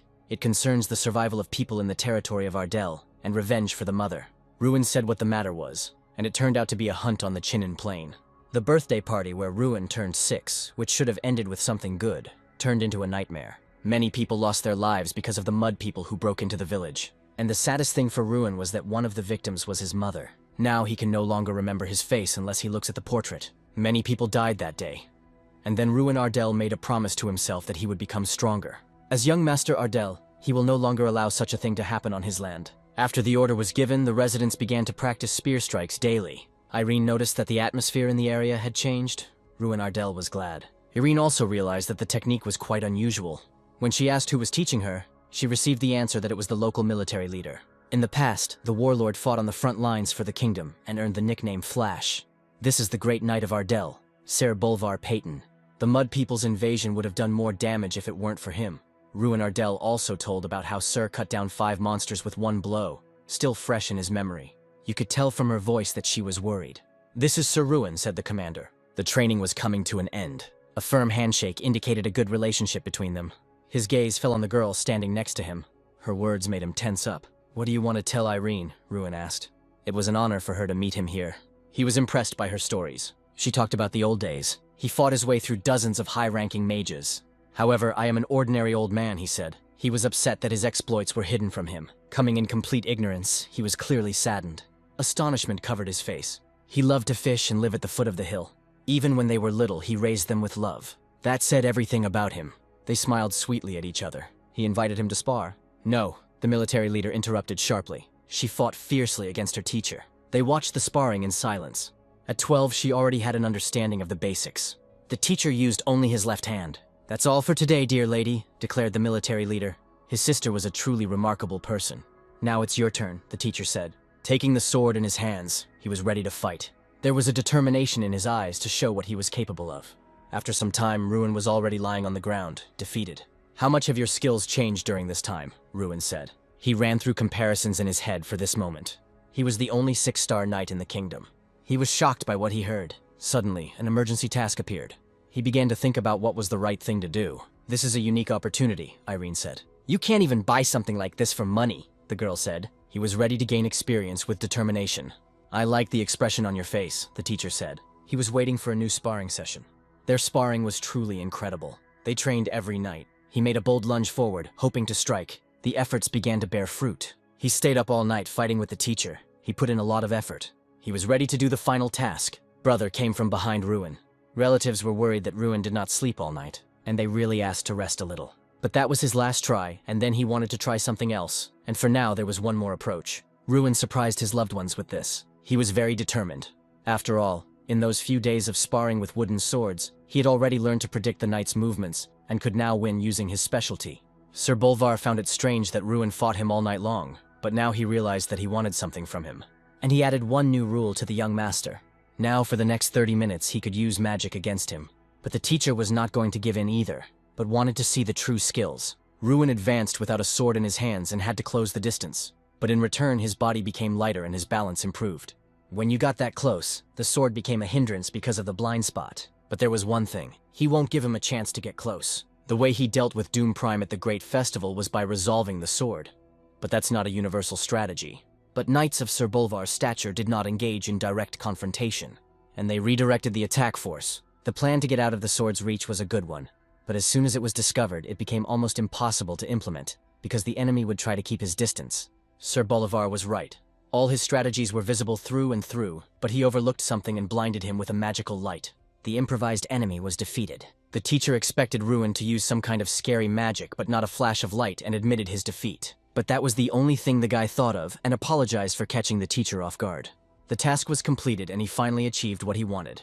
The sister who arrived began to scold him that even in sparring it was impossible to throw Sir Bolvar to the ground. But Sir Bolvar hastened to reassure her, saying that everything was fine. During this time he learned a lot, and for Sir Bolvar it was a pleasant experience. The vacation was coming to an end, and there were 10 days of travel ahead to the academy. The short vacation came to an end, and it was time to leave our native land. On the way, they saw workers who wanted to finish work quickly and finally have a drink. These workers were sent by the Waltrache family because a lot of labor was needed to build the base in Ardell. The constructed routes will be used to deliver weapons for the destruction of monsters, and workers will visit the restaurants and hotels of Ardell. And all this will bring great benefit to the territory. Before leaving, Ruin wanted to tell his father something. He handed over a box with 12,000 gold coins, which he asked to use for Ardell's development. The father did not want to take them, but he calmed him down by saying that he kept 400 coins for himself. The father was ashamed to accept this money. He felt indebted. They hugged goodbye. The holidays were over, but they were productive. Having said goodbye to everyone, he set off on his journey with Irene, and when it was time to part ways, she told him very important things. At first he couldn't believe his ears, but Irene confirmed that what he heard was correct. She promised to help him in the destruction after graduating from the academy, and would follow him to the end. Irene was a very unusual person, and promising to strive again, she took off and headed to her academy. The faithful horse carried Ruin towards the academy. They had been on the road for about a week, and had finally crossed the border and entered the eastern region. Unlike the southern one, there were a lot of people here, and Ruin witnessed a fight on the street. One guy stood up for his sister and asked her to let her go, but his opponent continued to mock him, and money was to blame for this situation. The bandit threatened to take everything their family owed, even if it meant selling the boy's sister. But the guy couldn't let that happen. These words made the bandit very angry, and he hit the guy in the face again. Hans found himself on the ground after a strong blow. His enemy grabbed him by the hair before the guy even had time to realize what was happening. Ruin was passing by not far from them, and saw this. He was extremely angry along with his friend. Poor Hans was thrown to the ground and kicked in the back. Ruin dismounted from his horse and headed closer to the showdown. Passers-by stopped him and hinted that he shouldn't get involved in other people's squabbles. Then he asked why they were standing there and watching without providing any help. He was very angry that no one wanted to help the guy. Ruin began to approach the enemy even closer with a moderate gait. They shouted after him that it wasn't worth it, because it was very dangerous. The enemy turned his head to the left and was surprised at what kind of guy he was, and began to be cheeky towards Ruina.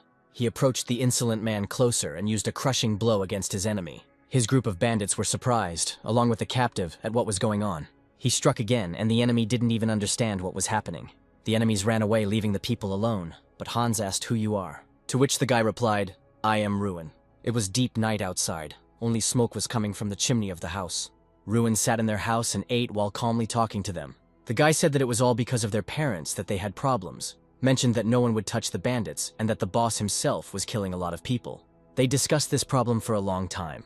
Ruin realized that the situation was dire. The boy thanked the savior for his help. The guy asked if he was the winner of an important festival. Ruin replied, You heard from the professor of the Night Academy. Hans couldn't believe his eyes. He was extremely confused. As you know, he heard when the fight was happening. How good. Our captain said a lot of good things about you. Hans replied that he dreamed of being like his captain, but Hans is in very poor health. They pick on him, asking how he can stay at the academy with such skills. Ruin replied that this is a good benchmark and example for motivating himself in the future. The captain said that I had talent and that everything would work out. He declared that he would shine and be the best of the best. After all, his teachers believe in him until the very end, and the captain also gives hope to Hans. Ruin supported the guy and said that everything would work out. Ruin swallowed the food and felt a little uneasy. But suddenly the guys heard loud screams from the street. The bandits returned and they went in a crowd to attack Hans. One of them kicked down the door, angrily telling them to surrender. But there was nothing in the house except Ruin. The guy hit the enemy with all his might, and he flew out of the house at the speed of light. Ruin left the house and told Hans to hurry and protect his sister. The warrior hinted with his fist what awaited them if they did not leave. Concentrating, he directed all his strength into the glove with stones. The bandits were ready to attack, pulling out their guns. Ruin began to kill everyone with one blow. With one blow, all the swords broke. The robbers were confused by what was happening. The warrior gathered all his strength and power and aimed them directly at the epicenter of evil. All the villains found themselves on the ground. They were scared, and at that moment they realized it was better not to deal with him. Ruin looks menacingly at the gang members. One of them managed to grab Hans's sister, and now he's holding a knife to her neck. He shouts to the others, trying to bring them to their senses so he can grab and tie up Ruin.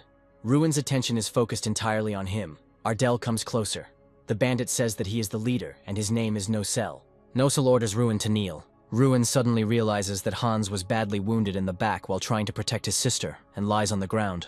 Ruin understands that there is no help to be expected from anywhere, and begins to approach Nocel, to which he shouts and orders him not to approach. The knife makes a shallow cut at the girl's throat, and she screams in fear. Nocel presses the knife even closer and threatens Ruin to kill the girl if he moves any closer. Ruin is angry because he feels powerless in the current situation. His fists clench, he's angry, but he doesn't know what to do. A sudden blue flash illuminates the space, and Hans strikes Nocel from behind with his sword. Nocel falls dead. Hans's sister is saved, and he himself, wounded but enraged, moves towards the remaining members of the gang.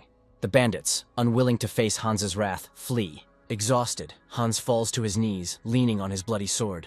He comes to his senses and realizes that he has just killed a person for the first time. Ruin puts his hand on his shoulder and, reassuringly, says that it was necessary. Ruin congratulates Hans on having unknowingly mastered the aura, the so-called Peridot sword. Ruin notes that during the fight, Hans was emitting a blue aura. Hans realized that the aura he was emitting meant that he had reached the 4th rank, which was the highest stage for an apprentice knight. Ruin is proud of Hans and of himself because he was not mistaken about him. Hans happily thanks Ruin. Deep night and silence accompanied the hero's conversation. Morning came, and Ruin, having said goodbye to Hans and his sister, headed back to the academy. Upon arrival, Ruin looks at the academy building and realizes how much he missed this beautiful place.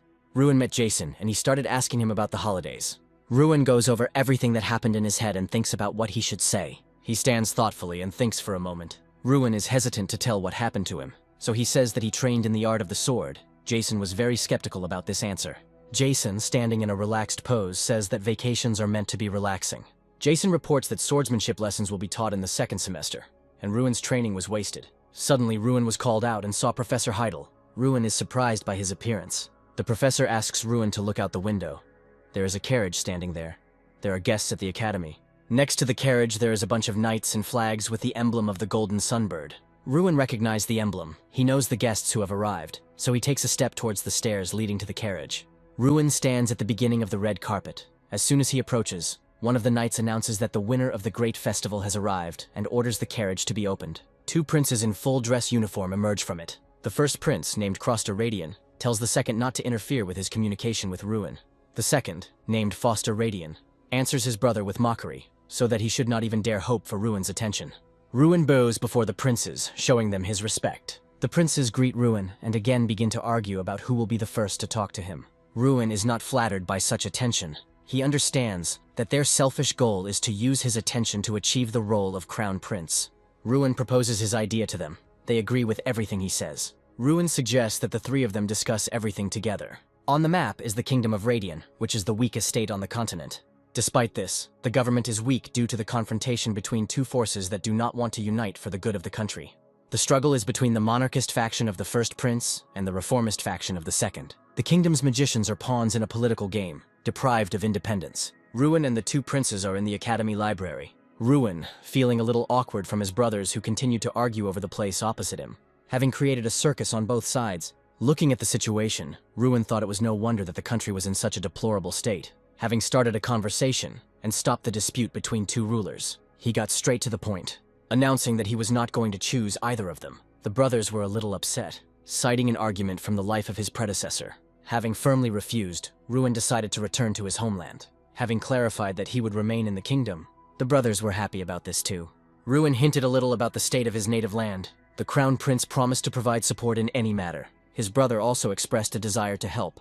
Having started to quarrel again for the hero's favor, they bumped heads. Ruin, however, was glad that they were fighting for him. The brothers decided to give gifts to mark the release of Ruin. After leaving the office, they talked a little more. The princes were pleased with the hero's current decision, but it wasn't without benefits for himself. One of these was military support during the cleanup. The princes publicly declared Ruin the protector of the royal family. Ruin himself was not particularly happy about this, although it is only a formality before it gains official status. Despite this, everything went without any unnecessary problems. The other students admired him, but it was time to return to class. Although everyone was more interested in making noise, Mikhail Guerrigil began to appear on the horizon, started shouting and threatening. He was suspended for a month for using a prohibited potion during his fight with Ruin. The mages of the entire kingdom are under the control of his family. Ruin began to respond to his words. Stepping forward from the crowd, Mikhail just asked, "Do you think you won?" He turned around and left. Ruin's friends supported him, telling him not to take it to heart, but Ruin has other doubts on this matter. Thinking about the damaged reputation and influence of the Guerrigil family. Walking to the graduate's lecture, the blonde was tense. Standing outside the office door, he started talking to his classmate. They were thinking about which of the graduates would be their leader. As I opened the doors, I felt an ominous premonition. Everyone in the office suddenly tensed up. The teacher was glad to meet Ruin. Graduate Chakil Garahil appeared before them. The beginning of the second semester will begin with practice. In this regard, graduates share the current situation among magicians. But Ruin still had a bad feeling. The teacher began his story about the relationship between the court magicians and the Garahil family. Chakil Garahil gives a lecture. The lecturer explains that nothing in the world can be declared as one's own. Ruin listens to Chakil, who advises the weak to stick together. The teacher intimidates the students with his speech. Chakil wants to bring out Ruin's emotions. Ruin's friend wants to protect his comrade. Ruin, in turn, responds to the teacher's words that even if the pieces of garbage come together, a masterpiece will not emerge. Chakil starts to get angry at the response. Ruin and Chakil have a conflict. Both understand that the rivalry between Ruin and the Garahil family will not go away so easily. The atmosphere at the academy changed with the arrival of Chakil. The poor-performing students fell under Chakil's spell. Students want to work for Chakil in order to succeed in their studies. The academy was divided into two camps, supporting Garahil and Ardal. The atmosphere at the academy was becoming tense. Ruin came to the head of the academy. The head is interested in the situation at the academy. Ruin wants to talk about the problem with Chakil. The head understands Ruin without words. The chairman explains that every magician has to contact the Garahil family. The head says that even with minimal work, the family is causing a ruckus in the academy, and most likely because of resentment towards him. Ruin asks who Chakil is. The leader replies that Chakil was popular in his youth and stood out for his magical abilities. But at the same time, Chakil is very powerful and will do anything for his own benefit. Chakil is outwardly pleasant, but at heart he is a rotten person. Ruin understands that there are plenty of reasons to fight Chakil, but he cannot find an excuse. The leader tells Ruin about a special occupation. Ruin leaves the chapter with a mature plan. Ardal opens the door to the auditorium. Chakil notices Ruin. The cunning Ruin asks Chakil for help. Chakil's younger brother, standing up from his seat, begins to mock Ruin. Ruin calmly replies that the request is of a different nature. Ardal learns of Chakil's refusal to conduct the next lesson with the knights. Ruin asks to conduct the lesson. Chakil stands in confusion. The point is that in such a class, the lecturers and students are on the same level, so a legitimate fight can be conducted. The students are amazed at the opportunity to see the lecturer's magical skills. Shaquille stands thoughtfully, Ruin proud of his challenge to a fight. The lecturer thought. Shaquille wriggles out of it, saying that the graduates are already experienced magicians. Ruin replies that the purpose of the lecturers is to teach magic to future graduates. Ardell confirms his words that this is an ideal opportunity. Shaquille listens to Ruin in horror. Ruin is putting more and more pressure on Shaquille, taking him on a bluff. Shaquille is confident that he is right and is trying to put Ruin in his place. The lecturer calms down because he is confident in his words. Now the students themselves ask Shaquille to participate in the class because everyone is interested in seeing him in action. Garrickhill Jr., confident of his brother's victory, also shouts at him to agree. Everyone thinks Ruin is screwed, but he holds on strong. Shaquille nevertheless agrees, looking as if he is doing Ruin a favor. Shaquille says he gave up the joint class so that Ruin could continue to shine as the class representative. But Ruin continues to ask the teacher to agree, which greatly surprises him. He justifies this by saying that he wants to see the strength of the elder. In the end, Shaquille agrees. Ruin squeezes the teacher's hand tightly, his face frozen in a grimace of anger and surprise. The guy tells him to prepare to be surprised. 3 days later, the knights arrived at the academy. The head says that he has already suggested a joint lesson, but was refused. But he notes that if Ruin himself asks the elder about this, he will not be able to refuse him. Ruin notes that the old man is cunning, since he came up with a plan in which the elder would have to take part. The students greet the guests. These are Foldren's knights in training. Golter greets Ruin with a friendly grin. The guy responds in kind and they exchange a few words. The knight says he needs to go and asks Ruin to look after his subordinates, receiving his consent in response. The hero meets the interns and asks where their representative is, to which they answer that he is busy. Behind them, a group of guys are bullying another. Ruin recognizes the bully's victim as Hans. The hero asks them what is happening, and they recognize him. One of the guys introduces himself as Malton Gagan, a representative from Foldren. He says that the famous knight Vengras Gagan is his father. However, Ruin does not understand why he needs to know this and politely asks for an answer to his original question. He repeats it again, to which he is told that Hans simply did not listen, and because of this, he was punished.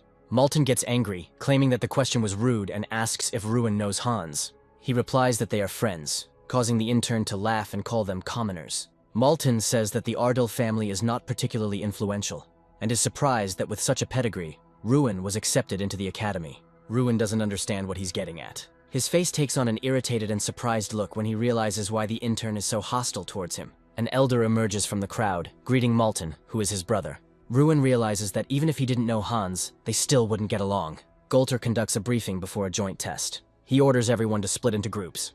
The knight says what the group should be made up of, and notes that there should be 54 of them in total. Malton tells his brother that he doesn't want to fight, to which his brother replies that it's mutual. However, they began to discuss their plan of action while Hans watched them from afar.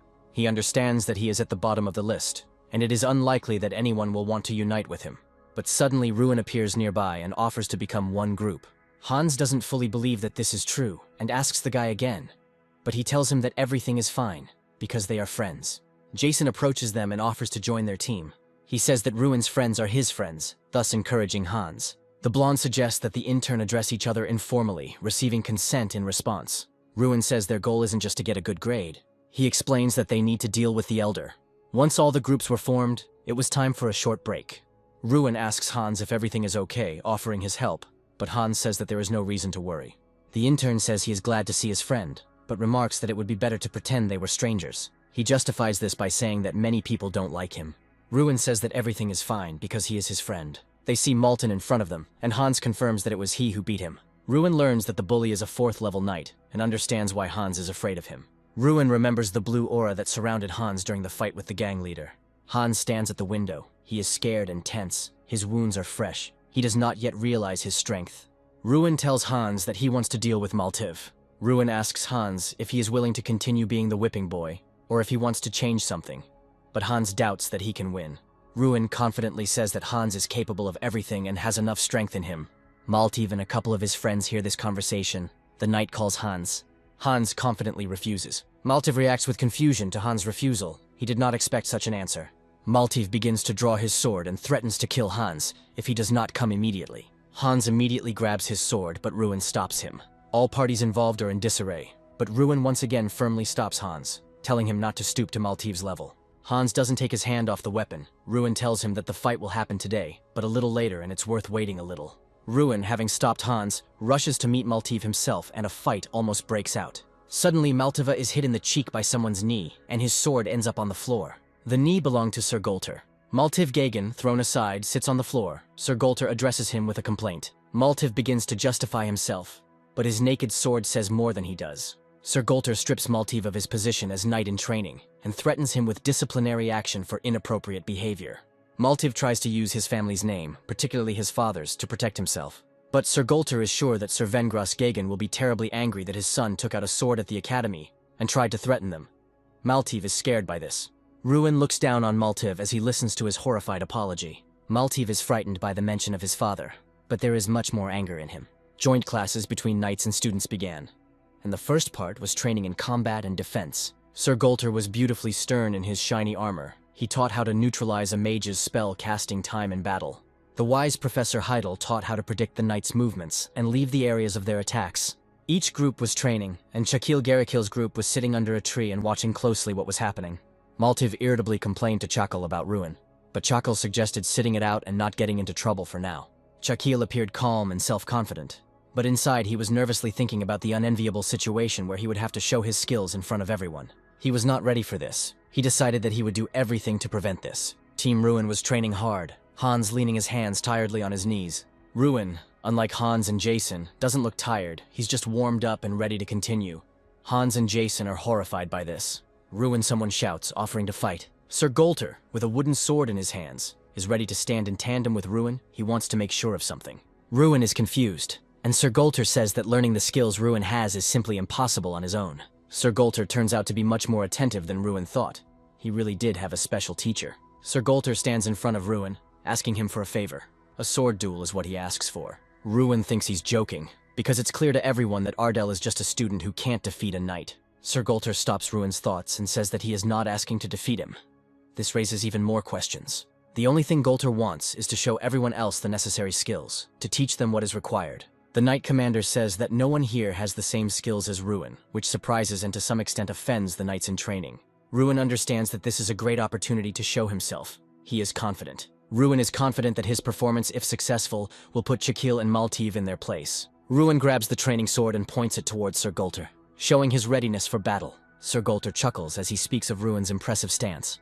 Golter quickly begins his attack. The knights watching this are amazed at the speed of the attack, and even frightened by the serious intentions of their commander. Ruin successfully deflects the first blow. He blocks it and looks straight into the eyes of his named opponent. Ruin throws Golter back. The latter is very impressed. He asks Ruin where he learned to fight like that. Golter suggests that Ruin is not allowed to reveal the mentor's name. Ruin ponders whether he can reveal the truth. Ruin thinks that nothing terrible will happen. His mentor is not hiding much. When they hear the name of Sir Bolvar Peyton, everyone gasps in great surprise. Their faces stretch out and their eyes widen. The students and knights behind Golter's back begin to whisper, not believing what Ruin said, since Bolvar Peyton, according to rumors, has long been dead. Golter wants to know more. Ruin explains that he has known the great spearman since childhood. Suddenly, Maltiv emerges from the crowd, shouting that Ruin is lying. Maltiv is sure that Peyton is dead because his father said so, and Ruin is unlikely to be able to prove the truth of his words. Ruin irritably replies that he has no intention of proving anything to him.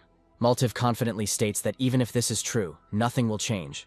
The strongest in the kingdom is still his father. Sir Vengras Gagan, the very one that Maltiv fears so much, is officially recognized as the strongest knight in the kingdom. But there is a big but. If Sir Bolvar Peyton is alive, it will change the balance of power. This is what Maltiv is worried about, but Ruin doesn't care. Ruin knows that Bolvar Peyton doesn't care about the puny regalia. Maltiva is angered by Ruin's calmness and self-confidence. He does not consider the regalia pathetic. Maltiv grabs his sword. Maltiv stands like a solid wall above everyone standing. He is furious and challenges Ruin to a duel for insulting his father. All the anger fades away after a slap on the back of the head from Sir Golter, who with his firm hand instantly cools Maltiv's hot head. Sir Golter has a different idea. Tomorrow's lesson will start with a battle between Ruin's group and Maltiva's group. No one had any objections. The next day, the two teams met face to face. The two leaders, Ruin and Chakil, stood opposite each other. The latter asked sarcastically if Ruin was well prepared. A suspicious smile played on Chakil's face. Before the competition had even begun, Chakil made a sharp lunge towards Ruin. The blow was too fast, but Ruin managed to jump back. Ruin realized what was going on. Chakil was so afraid of appearing weak that he brought 6 artifacts with him. Last night, Hungarian Gagan, dressed in formal uniform, conducts a dialogue about Kakil and his lectures at the academy. George Garrigill, his interlocutor, asks a question about Maltiva. Two men stand opposite each other, exchanging pleasantries and talking about their sons. George Garrigill reveals that he is actually here because of the ruin of Ardell, which surprises Vengra. Rumors reached Vengras about Ruin as the winner of the festival and the favorite of the princes. Gigan doesn't like the fact that a provincial upstart is so easily making his way to the top. His interlocutor agrees with him. He considers it especially important not to let him win over the princes to his side, since political power will end up in the hands of an ignorant person, which does not please the representatives of noble families. Garrigill offers to influence Ruin through his sons and Maltiv. Transferring the artifact to Maltiv would be appropriate. Vengras has a pendant, a powerful artifact which George says he wants to give to Maltiv. Vengras doubts this idea, since the transfer of the artifact is a forgery. But Garrigill persuades him, saying that he has already transferred the artifacts to his children. Gigan backs down until he hears Bolvar Peyton's name. For some reason he is amazed. He does not understand why Garrigill mentions this name. George Garrigill reports that Bolvar Peyton is alive, and that he was the one who taught Ruin Ardell martial arts. The question of the transfer of the artifact turns out to be key to the status of the two families, their reputation and position. Vengras Gigan hands over the artifact to George Garrigill. The men shake hands with each other. Garrigill emphasizes that all this is being done for the good of the kingdom, and the conversation ends there.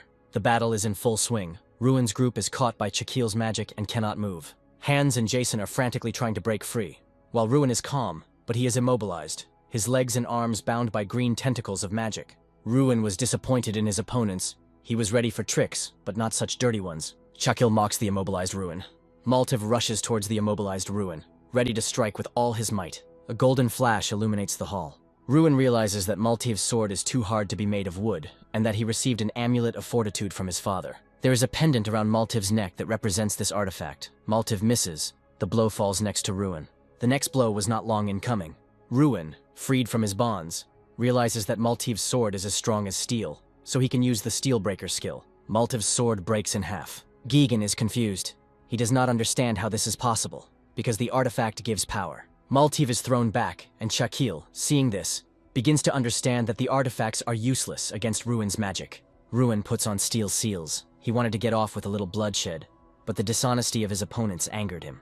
He is angry and uses a unique skill where he is supported by Chief Kunhan in battle. Chakil looks up, not believing his eyes. The enormous fire spirit of the ogre Kunhan towers behind Ruin. Ruin asks to end it all, because even 6 artifacts are not enough to defeat him. Chakil is shocked that Ruin knows their secret. 4 pendants, attracted by Ruin's magic, emerge from under the collar of Chakil's shirt. They fall in front of Chakil, who is sitting on the ground, and the crowd behind him begins to whisper. Chakil is angry and threatens Ruin on behalf of the family. Ruin is angry. He understands that the Garrigill family will not let him live in peace. Chakil makes one last pathetic attempt to attack Ruin, but it turns out to be stopped by a golden charge of magic. Ruin doesn't let him get close. The bear on Ruin's shoulder asks if he is sure. Was it necessary to show the ogre, his huge fiery figure, in front of everyone? That is the question. Even the head of the academy is in shock. Ruin is not worried. He understands that he could not hide it forever. Ruin sums up the battle. It turns out that Mikkel fainted only when he saw the ogre. The winner was obvious to everyone. Sir Golter is about to announce it, but someone interrupts his speech. Hans takes 2 wooden swords and throws one of them to Maltiva. For him, the duel is not over. Maltiv looks at the sword with crazy, disbelieving eyes. For him, this is an insult from a commoner. Hans is serious, holding Perito's sword in his hands.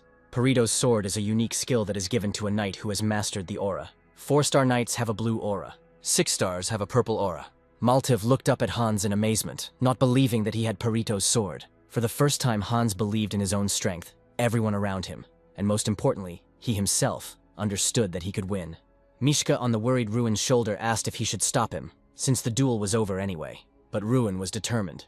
He understood how important this fight was for Hans. Maltiv grabbed the sword thrown at his feet and was about to deliver the first decisive blow. He was angry, believing that Hans, an ordinary commoner, was unworthy of the aura. 2 swords clashed in a fierce battle. The opponents did not give in to each other, delivering blows one after the other and parrying them. Hans asked Maltiv why he still clings to statuses. Hans finally found the strength to answer the offender. He believes that Maltiv was simply lucky to be born into a rich family, and that he is nothing more than that. Maltiv did not expect such insolence from what he considered to be a commoner. The battle reached a critical point. Maltiv activated the artifact and his sword acquired a blue aura. He jumped at Hans with a furious cry. Ruin, realizing that Hans will not survive, rushes towards him. The professor and the commander do the same. Something happens that no one expected. Hans throws Maltiv away with one blow, and he loses consciousness.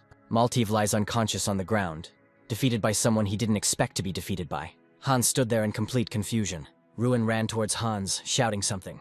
Both looked down at Hans's hands, unable to recover from what they saw. In Hans's hands, a sword blazed, filled with the energy of fire. In the building, along a stained glass window with blue wrought iron bars, Ruin walked with the head of the academy. Ruin understood the intent of the chapter. There is a painting in a decorative frame hanging on the wall. Two men in formal suits stood opposite each other, holding their hands to their mouths, and thoughtfully discussing something. The fair-haired young man listened to the noble's conversation with half an ear. Ruin and the head of the academy are standing by the wall and talking about something. In front of them was a staircase leading to the basement of the academy. Ruin watches the leader closely. He waits to see what will happen next. The head encourages Ruin. In front of him stood a huge fire energy ogre with white eyes and large fangs. The leader tells Ruin that no matter what happens, he will always be the same Ruin Ardell that he trusts. Ruin thanks the chief for these words. Concentrating, Ruin opened the door. He greeted the ogre with a grin on his face. A huge ogre in fur clothing and a large crystal on his belt sits on a throne. Ogre asks Ruin to tell him everything that happened on the Heavenly Mountain. Ruin tells the ogre everything. In a huge throne room, Ruin stands in front of a huge ogre sitting on a throne, and between them stand large and tall knights in armor with axes. The ogre laughed, showing huge white fangs. Ruin continues to talk about his victories in every match. The ogre, covering his face, said that he was happy to hear about his homeland after so many years. He thanked Ruin. A blue screen appears in front of Ruin. On the screen, Ruin saw that his strength had increased by 1,000. The ogre said that this was his gift to Ruin. Ruin was surprised that his strength had increased to 1,000, and Strawn had received 5 stars. Stran, standing on Ruin's left shoulder, was delighted that she had reached 5 stars faster than she expected. Stran began to growl strangely. A fiery, furious energy appeared around the countries. Ruin covered his eyes with his hands from the bright light. The human form of Strawn appeared before Ruin. The stairs leading to the basement echoed. Below, a multitude of ogres with glowing eyes had gathered. The main ogre's eyes lit up too. He gave Ruin some parting words. Stran rejoices in his new human form. Ruin couldn't believe that Stran had turned into a girl. He closed his eyes, trying to think of how to explain everything to the head of the academy. Stran herself explained everything to the surprised head, that she was an incarnation. Ruin made a remark to the impudent Stran. The head thought about how to introduce Stran to the academy. He came up with it. Stran introduced herself as Ruin's cousin. Ruin's classmates were shocked by what they heard. Ruin's best friend Jason got down on one knee in front of Stran and offered her a tour of the academy. Ruin was glad that everyone believed their legend. Ruin was called out by his friend Hans, and he remembered that today was the day of his departure. It's sad that we have to part again. I'll visit you sometime. Hans asks if he can visit Ardell after graduation. Ruin, without hesitation, says, "Of course, you can visit us." "No, not to visit. I want to become one of Ardell's knights." Ruin is shocked by Hans' words. He asks, "Are you serious?" Hans says with a smile, "Yes, I want to do something meaningful. For example, protect Ardell, which you will command." Ruin received Hans' words with joy, and a third comrade joined them. He says at the top of his voice that he will also help Ardell, being close to the Lady of the Strands. Ruin looks questioningly at his friend and does not remember giving such permission. The friend was outraged, he said. Who jokes like that? All the friends laughed. Ruin mentally rejoiced that his friends would move to him in Ardell, the capital of Radian, D-Radian. A man expresses dissatisfaction that despite his large investments in Malta, he lost to a newcomer. Just like with Garrickhill, even their eldest son was defeated by a novice knight. The era of the Garrickhill family ended. The man says indignantly, "Well, Garrickhill is on top. But when our sons rise, the fall is inevitable." The men decided to change sides and join Ardell. But their leader does not accept money, one of the men said with a grin, who would not like money. A man approached them unnoticed. It was Commissioner Josh. He didn't like that they wanted to join Ardell. At the sight of Commissioner Josh, everyone present became frightened and began to give up their positions, saying that it was a slip of the tongue. Commissioner Josh tells everyone present that the Garrickhill family has been in power since the founding of Radian, so their worries will not come true. The men present fearfully agree with Commissioner Josh. The commissioner is angry at Ruin Ardell for his victory over Chakil and Mikkel. With anger on his face, he says that he will kill him, no matter what it costs him. Another important lesson of the second semester is related to visiting the capital. The students are excited that their classes will allow them to visit the Magic Tower and meet the court magicians. Ruin's friend asks if they can finally meet Josh Garrickhill, and she gets a yes in response. Nowadays, visiting the capital is like visiting the enemy's lair, where you will have to face powerful magicians. Ruin's friend asks if this Josh is strong. Ruin says he is a 7th class mage like their academy leader. To Ruin's response, Stran only laughed that if she had her previous strength, she would have easily defeated him. Ruin, who uses the system, still has no information about the head of the academy. Ruin cannot relax vigilance in the country. After some time, everyone arrived in the capital. The students were happy that they were able to visit such a beautiful place. Ruin, tired from the journey, says that indeed the capital is the capital, only a brilliant grandeur, unworthy of such a small kingdom. Josh greeted the head of the academy. The head was surprised why he appeared here in person. Josh tells the leader that isn't it too rude to ask? When promising students of the kingdom come to me, I should at least greet them. However, this is not the only reason for my visit. Josh approached Ruin and said he wanted to see how the children had grown up, so he could understand how his sons had failed. Josh said with hostility, "So you are Ruin Ardell." Their looks were full of hostility towards each other. Ruin, having analyzed Josh's system, found out that he was not a 7th circle mage, but a 6th circle mage, and wondered how he was able to deceive everyone. Ruin looked at Josh's artifacts with a sneer and realized that his son was just like his father. Ruin was about to leave. How Josh angrily grabbed Ruin's hand and said he wasn't done talking yet. Ruin was surprised by Josh's aggression. Josh repeated what he saw as funny here. The leader intervened in the conversation, telling him to stop this since Ruin was still a student. An enraged Josh told him not to say anything. "You may have power at the academy, but not here. Here in the capital, the care of the students falls on me." The leader said in a serious voice that if this justified threats against the student, we would be forced to return to the academy. Josh just laughed at these words. Josh also said mockingly, "You thought, I don't know, that it was your idea to make a laughingstock of my son in front of the school, by luring him to an open lesson." After hearing Josh's words, the head of the academy said his name with anger. The enraged head of the academy released mana. Josh asked with a smirk if he wanted to continue, answering his own question. Ruin intervened in this conversation, telling Josh to his face that it was interesting. And Josh, surprised, asked what. Ruin was intrigued. The magician wore so many rings. Chairman Josh looked like he'd been found out. The magician waved it off, saying that he simply loved jewelry. Josh Garichel arrogantly announced that he was now in charge of all away activities. The chairman said goodbye irritably and left. Plans to leave the capital were far from what was planned. The person in charge of the trip, Josh, disappeared without a trace, and the tour was conducted by the senior magician. The atmosphere, despite the changes, remained good. But Ruin and Strand sensed something was wrong. Someone was following them. On the street, they noticed suspicious people in robes. It turned out that these were the ones who were watching them in the palace. Ruin realized that this was an illusion. He felt a faint, barely perceptible magic. The landscape, even the passers-by, everything was unreal. Strand was irritated and indignant that she had not noticed this. The old man began to run away, trying to lure Ruin out. Ruin suspected that the 6th-class mage, Josh, was behind all of this. But such magic is beyond the power of one person. There are more of them than he could imagine. Josh Garishal could join the fight against him. Ruin realized that he now had a chance to win. He decided to go out to the enemy. Mr. Ardell said that this evening would be long. Josh was angrily indignant that so few people showed up to his meeting. He declared that today Ruin Ardell would meet its end. Josh was outraged that where there was usually not enough space, there were now only 4 people. Gritting his teeth in anger, he cursed the bastard Ruin, but he was sure that everyone would still regret it. The plan was ready to act. The task was completed. By midnight, they will take Dylan Ardell's head. According to their plan, the entire Ardell family must disappear. Bolvar Payton must follow them as well. The victory over the eldest son of Garikil attracted the attention of the nobility. Lord Ardell ordered to be careful.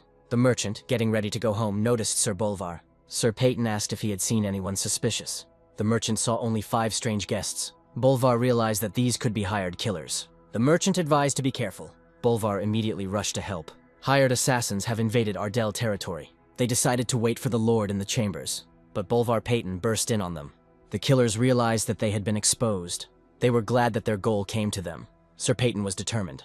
This turned out to be a fatal mistake for the mercenaries. With a furious blow of his spear, he threw them all back at once. The killer was perplexed, and then he realized that Bolvar was stronger than they thought. The defeated one, in horror, suspects who is in front of him. The 8-star knight continues to say that he has already reached the limit of technological development. Someone decides to try to attack the knight from behind with a sword, but the knight easily impales him on his own spear. Ruin, seeing this, is angry that they were not warned about the enemy's strength. The knight voices the boy's thoughts, finding out that Vengras Gagan was the customer. He lifts the guy by the throat and orders him to tell the boss to never set foot on Ardell's land again. The old man meets Ruin and the girl and is surprised by their courage to come out to him. He assumes that the guy decided to die with his companion. Ruin calmly replies that he has no intention of dying here. Many people in cloaks are already gathering around, and the old man replies that the world is not arranged that way. Ruin looks around at the people, counts them, and sees the preparation. Everyone stretches out their hands with fireballs. The old man continues to describe what kind of end awaits the guy. Everything around is burning, and the old man smirks that Ruin accepted his death so quietly. Suddenly, he sees Ruin and his friend standing still, unable to believe that they survived such an attack. The guy smiles and starts talking about the existence of certain creatures. These entities are immortal and can only be killed by defeating the contractor. The system gives out a unique skill, Chieftain's Will, where he is supported by Kunhan, the chieftain of the Heavenly Mountain. Ruin makes it clear that he is the contractor, and that there is an even more ancient entity behind him. Ryun sends Kunhan into battle, and realizes that this way he can win even without getting tired. Suddenly, the old man grabs Ruin by the leg and praises him for his strength. The old man's hand is enveloped in energy, and he says that he definitely won't survive this. Ruin sees that it is dark water magic created by the outcast warlocks. This spell will not leave the one it touches until it drains all the strength. Ruin didn't expect that they could go so far and was scared. The old man arrogantly says that since he witnessed dark magic, he will have to die. Even without this, killing Ruin was part of the plan. The old man mentions that Ruin's friend is no longer a hindrance either. Now they will be sent on their final journey together. The old man says that the boy's father and sister should be dead by now. To Ruin's shock, the old man smiles at the fact that the boy didn't know about this. He also asks why the guy went against the senior advisor. He tries to continue, but Ruin grabs the old man's face. The man is shocked, as he thought Ruin was under the influence of dark water. Ruin's fist is stained with blood. He calmly says that he doesn't care anymore. Ruin summons Kingram, who looms over the people, threatening that they shouldn't have done this. Ruin stands in the center, with an ogre towering behind him, and they say that the humans have brought this upon themselves. At that moment, only one thing was heard in Ruin's head. Just like Draca had once done, he wanted to kill them all. Kingram asks Ruin why he summoned him, and the guy orders to kill everyone. The giant rushes like a whirlwind, destroying everyone in its path. Mercilessly, the guy also participates, killing people. It no longer matters to him who exactly he kills. The girl rushes to the distraught guy and asks him to stop. One of the rivals says that Ruin is no different from them since he himself has always been a psycho. Ruin tries to break away from the girl in order to destroy this man. The girl brings Ruin to his senses and says that nothing has happened in Ardell yet. She screams that if the guy doesn't stop, he'll end up like Drac. After all, he was called the Destroyer of Worlds because he went mad with power and destroyed the entire world. Strawn reminded Ruin that he was not Draca. His destiny did not belong to Ruin. Ruin finally sobered up. He felt sorry that he made Strawn worry. Ruin turned to one of the attackers with the order to tell him everything he knew. The mage said that 5 of the assassins from the Myeongdan group, which does not include mages below the 6th level, have already arrived in Ardell. The killer's last words were that most likely Ruin's entire family was already dead. He was pierced by a spear thrown by someone and fell dead. Josh Garishil emerged from a dark alley. He was unhappy. His best men could not cope with Ruin. Ruin was angry that Josh Garishil dared to attack his family. Garishil hit Strana and Ruin with a blast of black magic, and they both fell to the ground, unable to withstand it. Ruin was furious. Another of his opponents turned out to be a black magician. If this was found out, the best outcome for Garishil would be the dungeon. Josh Garishil confidently stated that no one would know about it because Ruin would be dead. Ruin couldn't even move. Kingram's summoning had already ended. Behind Garishil, portals pentagrams appeared, from which dozens of copies began to fly out. He wanted to finish off Ruin once and for all. The hand waved, and the spears began to fly rapidly towards the Ruin and the country. Suddenly, a shield appeared in front of Ruin and the country, conjured by the head of the academy who appeared out of nowhere. Josh Garishil didn't expect to see him here. The leader used his power, and the illusory field, enchanted by Garishil's minions, began to disappear. It was created in order to hide the alleged murder. However, this field was useless against a mage as powerful as Tyrion Ignid. The field had a flaw. It would disappear when a higher-level mage cast a spell inside it. Garihild was mad. He spoke to Tyrion and said that the whole city would be destroyed if he tried to kill him. The only one who should suffer is Garihild. Tyrion had already put a barrier in place to keep the city from being harmed, and he was furious with Garihild not only for his dabbling in dark magic, but also for trying to harm his apprentice. For this, Tyrion himself passed sentence on Harryhild. Garihild tried with all his might to hurt Tyrion. Everything calmed down, and the country came to the conclusion that this was a crushing victory for the leader, because the gap between the two magicians was too big. Ruin agreed with her. This difference was of a completely different scale. The head of the academy stood over the defeated Josh Garishil, lying on the ground. The leader turned to Ruin and the country and asked if he was okay. The academy students, hearing the noise, began to look out of the hotel windows. Everyone saw the unsightly picture of Garishil lying on the ground, and the head of the academy standing over him. The sound of boots was heard. Princes with a detachment of soldiers were approaching the heroes of the silent scene. They were very worried about Lord Ruin, who was targeted by the dishonest Garishil. They both ran up to Ruin with alarm. The princes tried to show that each of them was more worried about Ruin than the other. Nothing changed. Finally, they noticed Tyrion and the man lying on the ground. Josh Garishil lay face down on the ground, not moving. One of the princes shouted furiously that this would be immediately reported to his father and that Garikil would be arrested. The second prince agreed with his brother, adding that every member of the Garikil family would be punished. Ruin stopped the flow of their anger and asked for one request to be fulfilled. He wanted to make sure his sister and father were safe. Waiting for an answer about the state of his family dragged on for half a day. A very nervous half a day. Finally, the deputy captain of the Royal Knights reported the answer. Everyone was safe. Ruin's father already knew about the attack. Bolvar Payton successfully neutralized the mercenaries. Moreover, it was possible to find out the name of the one who organized the attack. Josh Garikil had accomplices. The one most involved was Vengras Gagan. The princes, hearing of this, were disappointed at how rotten everything was in the kingdom, and they immediately decided to remove Sir Vengras and remove him from all his positions. The deputy captain was taken over his position. The question remained about the position of Garikil. Someone had to take the place of advisor and defender. One of the princes approached the head of the academy with a request for assistance, which surprised him and everyone standing nearby. Tyrion tried to refuse, but the prince insisted. The kingdom was in a difficult situation, and the help of reliable people would be very useful. The princes had long been trying to lure the head of the academy to the capital, showering him with gifts. But he refused every time, because he believed that a teacher had no place in politics. Now that the princes had made their request publicly, the disciples began to persuade the headman along with them. With a heavy sigh, the leader realized that it would be impossible to refuse. The only condition was that he would occupy the position temporarily until a candidate was found, and the princes were happy with even this decision. Jason and the crowd of academy students looked at the leader with admiration. Ruin smiled softly. He was glad that everything ended well. Dawn came. Ruin dreamily looked at the sky and thought how quickly time flew by at the academy. The final exams would soon begin. The trip to the capital did not end due to tragic events. It went according to the original schedule. Rumors have begun to circulate in the capital that Mikhail Garagil is leaving the academy shortly before completing his studies. Ruin and everyone else understood perfectly well what his departure was connected with. Mikhail's father, Josh Garagil, was placed in prison. The mages supporting him immediately fled. There were also rumors about Chakil. He fled to Ferna. The Garikil family lost support and power. The Ardell family celebrates triumph. Meanwhile, in Fern, two of the royal guards held back Chakil Gueragil as he tried to get inside. Suddenly he rushes forward, breaking free from the guard's grip, and he falls to his knees before the crown prince of the kingdom, asking for forgiveness for the uninvited visit. The crown prince stands up straight, looking down on the visitor, dressed in a perfectly fitting uniform. Chakil is nervous. With a trembling voice he asks to forgive him. He did not want to show disrespect. The crown prince stops this stream of nervous rumbling, asks what Chakil wants, to which he replies that he and 40 other representatives of his house are seeking refuge. Chakil mumbles something about how they are ready to serve for the good of the crown prince and the kingdom. But the crown prince is not stupid. He understands that there is another, much more serious reason. The crown prince asks about the crime. Chakil is perplexed. The prince understands that such an influential family as the Garahilds would not seek refuge with him just like that. The royal family would not turn its back on such a noble family for such a banal reason as an assassination attempt.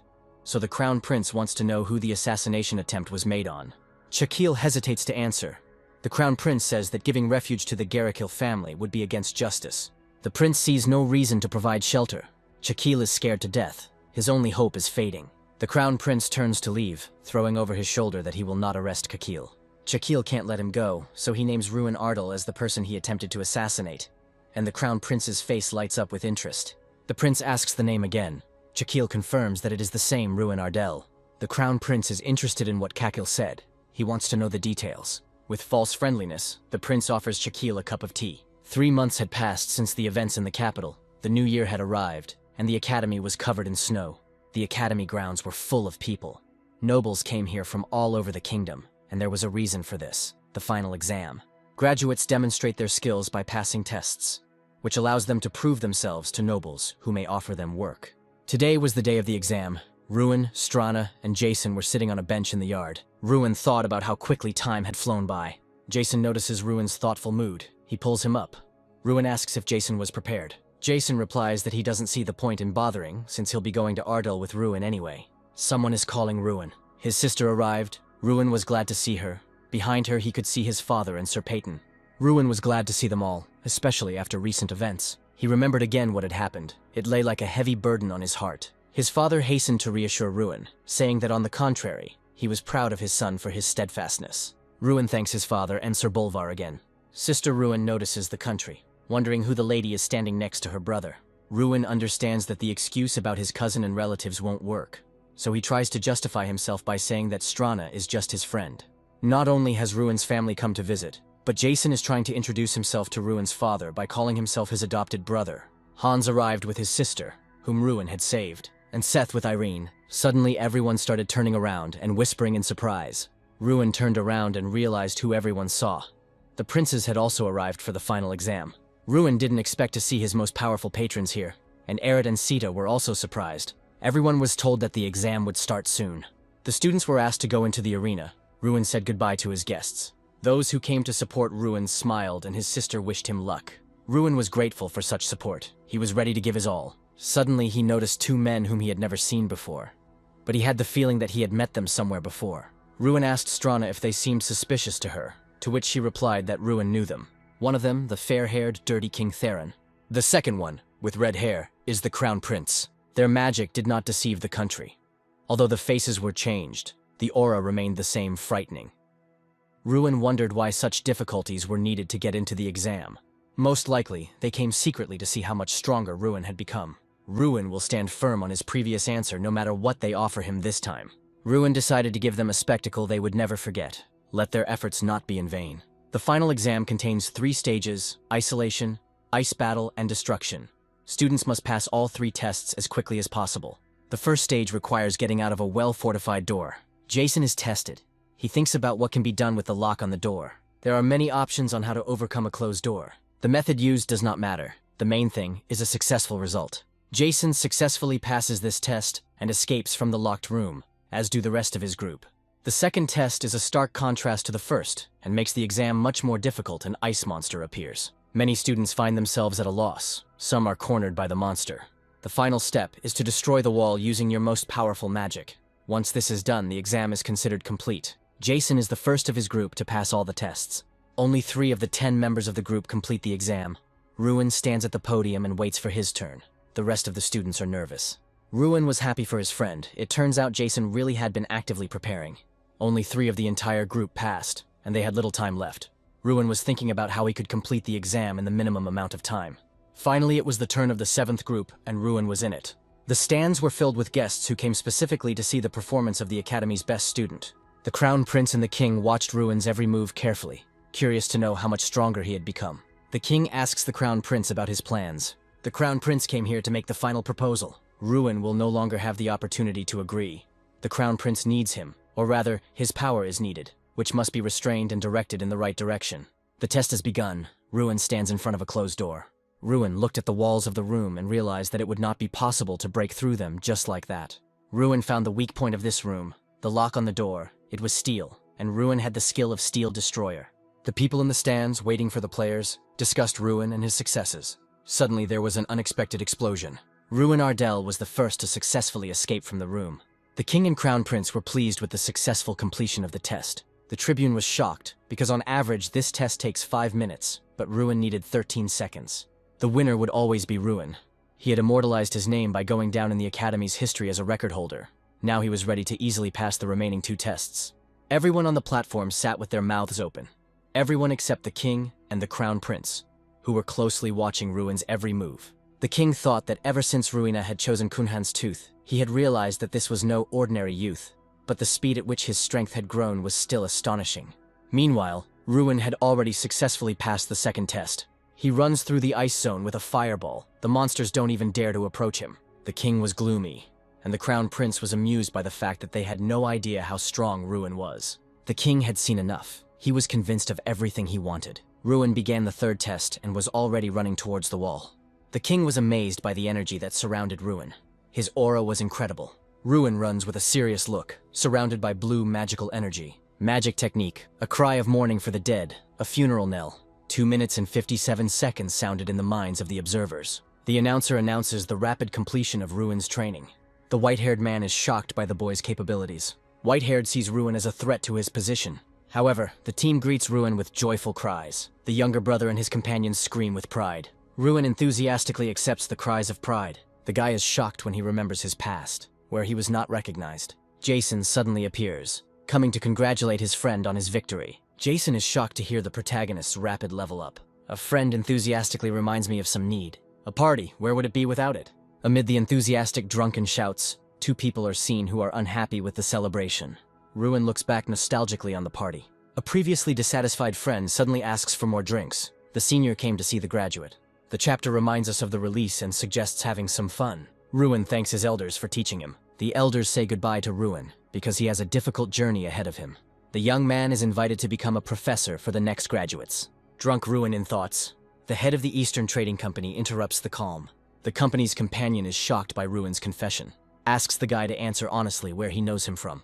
Ruin figured out their identities because they forgot to hide their presence. The King of Magicians was taken by surprise. The king is impressed by Ruin's capabilities. The last offer from the head of the company to the young man about following him to the Empire. Refusal will not be accepted, and yet Ruin refuses. The head warns about the destruction of what he cannot obtain. There is a sense of doubt in the leader's actions. The reason is that the Crown Prince will not sink to such a depth. The Crown Prince tries to ridicule the hero's simplicity. Ruin responded to the ridicule with his status as a student. The chief is offended by such an impudent answer. The leader retreats, but leaves behind an unpleasant warning. Ruin tensely watches the retreating heads. Jason is right there, running to take his friend back to the party. Ruin is back. The celebration continues, but the tension has not gone away. A guy's happy face. Hangovers do not spare even high-level heroes. Irene came to take care of Ruin. The hangover has caught up with everyone. Irene asks with a grin if Ruin remembers. The guy remembers in shock. The dragon's kiss was slipped into Ruin's drink by Jason. The heavily drunk friends, together with Ruin, say that they will go to Ardell. A shocked Ruin asks again where they are going. Irene was already there, a nice place. Ruin digests the information he received. He says he will be glad to see Irene at any time. The reason for Irene to go to Ardell is not at all the desire to win. The head of the Magic Academy, Ignite, announces Ruin Ardell as the best graduate. Ruin comes out to the academy students. The head of the academy, patting him on the shoulder, advises him to speak from the heart. Ruin is nervous. Many students look at him, waiting for his speech to begin. Ruin reassures himself that he will not forget what he wanted to convey. He tells how he won a great festival after preparing for it for only a year. Ruin suffered for 5 years without releasing mana. People looked at him with disapproval, wondering why he stayed at the academy at all. But he didn't let go of his hand. Only with the help of magic could he protect himself and the people he loved. Ruin did not give up. He fought to the last. Ruin defeated his opponent with a fiery whip during the duel. The students were delighted with his story. Ruin says that even if you fall, get up and move forward. The students of the academy were inspired by his speech. Ruin thanks his students for their hard work. Ruin really liked Ruin's speech. She asks if his friends will head to Ardell immediately. Ruin tells her about how the night went, and that immediately after graduation, they decided to go to Ardell all together. In addition, another 3,000 soldiers will join them. Such support was provided by the princes for the subjugation of the southern territories. Ruina asks if he intends to remain in Ardell after the conquest of the territories is completed. He thought about traveling, but for now he wants to focus only on capturing territories. They examine the area on an interactive map. Ruin has a couple of ideas, but he needs to be well prepared. It concerns Ruin's friend. One of the knights arranges a duel with a knight in training, Hans. Hans had only recently taken his knight's oath. The fight began quickly and swiftly. The crowd shouts that the knight is pushing himself too hard against the newcomer. The question arose as to what the reason for sparring was. They got bored while cleaning. But there was a very interested young man. Sir Bolvar came to watch this duel. After all, he too could not miss such a fascinating spectacle. All the knights who watched the duel were recognized by Lord Bolvar. Attracted by the fight, he concludes that the fighters are skilled. Sir Bolvar notices that Ruin's friend is participating in the sparring. He is impressed by Hans's skills. Hans fought against the Golden Knight, who was considered elite in the kingdom. The Golden Knight knocks the sword out of Hans's hands. Hans is certainly talented, but he lost this fight. Ruin asks Sir Bolvar to teach Hans a couple of moves. If Bolvar trains Hans, it will benefit the Ardell territory. Bolvar does not refuse to teach the young man. He suggests asking him himself if he wants to study. Bolvar says that unlike teaching the young master how to wield a sword, he is more strict about training knights. The knights are perplexed by what they see. Hans is undergoing training, carrying a large bag on his back. Bolvar asks if it's hard and gets the answer, no. Those who watch this training are still in shock. Ruin feels sorry for Hans. Hans is happy that Bolvar will be training him. He is confident that he can handle the training. The observers ask the stranger his name. They are at a loss, having asked a question, but do not receive an answer. Bolvar is informed that all copies have been transferred. Bolvar didn't hear what was said to him. Those watching were shocked by what they heard. Bolvar was indeed standing in front of them. Ruin is asked if Sir Bolvar is really so revered by the knights. It seems so. The knights have a hard time keeping up with Bolvar's training. Ruin wants to ask Bolvar a question. Ruin asks if these training methods will help the knights. The training method is not the best if done incorrectly. You can get serious illnesses. Ruin asks why this training is then. Bolvar smirks and replies that he wants to toughen up the students. After Bolvar's answer, everyone present was in shock. A day later, they finally arrived at the Chinhung Plain. It is located south of the southern mountains and was once part of Ardell. But after its capture, Mud People became rulers. Because of their rapid reproduction, it is also called the Crimson Plain. There appear to be over 10,000 Mud People on the plain. Ruin is asked what our plan is. There was an idea to break through the canyon, but it won't work. They will fall on us from the cliffs. What if we send Bolvar to the front lines? This idea is also bad. Mud People are not so easy to destroy with normal attacks. Now, seeing the plain in its entirety, Ruin understands why all previous conquests were unsuccessful. Ruin asks what we should do then. Maybe we can find a way to deal with them. One of the knight captains claims that there is only one way to break through head-on. If they doubt, they will definitely not win. The captain is told that this plan will involve a large number of deaths. When we receive support, didn't we plan to attack with a group of 300 people? The captain does not understand why the decision is being delayed if they have large forces at their disposal. It's all because it's not about the quantity, but about the terrain. You can't pass through the canyon calmly. We don't need to cross the canyon but to lure out the enemy. Ruin asks the captain if this is a good idea. The captain doesn't understand him. Ruin replies, "Didn't they just give us the correct answer? We will launch an attack from the cliff tops surrounding the canyon." The captain is at a loss as to how they will climb the rocks. Ruin says that a couple of mages is enough. The captain praises this decision, but still does not understand how a mage will get to the top. Ruin points to his comrade who is able to climb to the top without magic. His friend is in complete shock. Ruin says he can do it. He says with a grin that he will throw it there. He is completely shocked by Ruin's idea. The conquest of the territory has begun. Ruin and his friends rode behind the column. The final discussion of the action plan took place. Jason Damon looked ridiculous wrapped in fabric and rope, but Ruin said he was cool. The knights laughed at Jason too. Jason didn't understand what his friend was getting at. Ruin sarcastically said that it was a shame, because Jason could have become a star. Jason enthusiastically agreed, asking to be entrusted with the job. They set about the plan. Jackson was nervous. Ruin, ignoring his friend's request, sent him flying with force.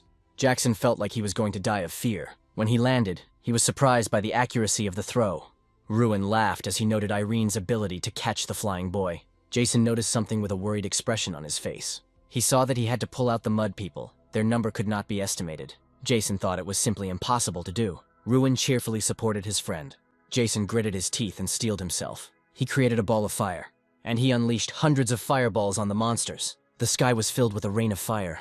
Although the cloud was not of impressive size, it was enough. Ruin handed over further actions to the captain. Now Irene and Ruin could begin their work. The Mud People ran in fear in one direction. They ran towards a side path out of the canyon. But on their way were Sita, Irene, and Ruin.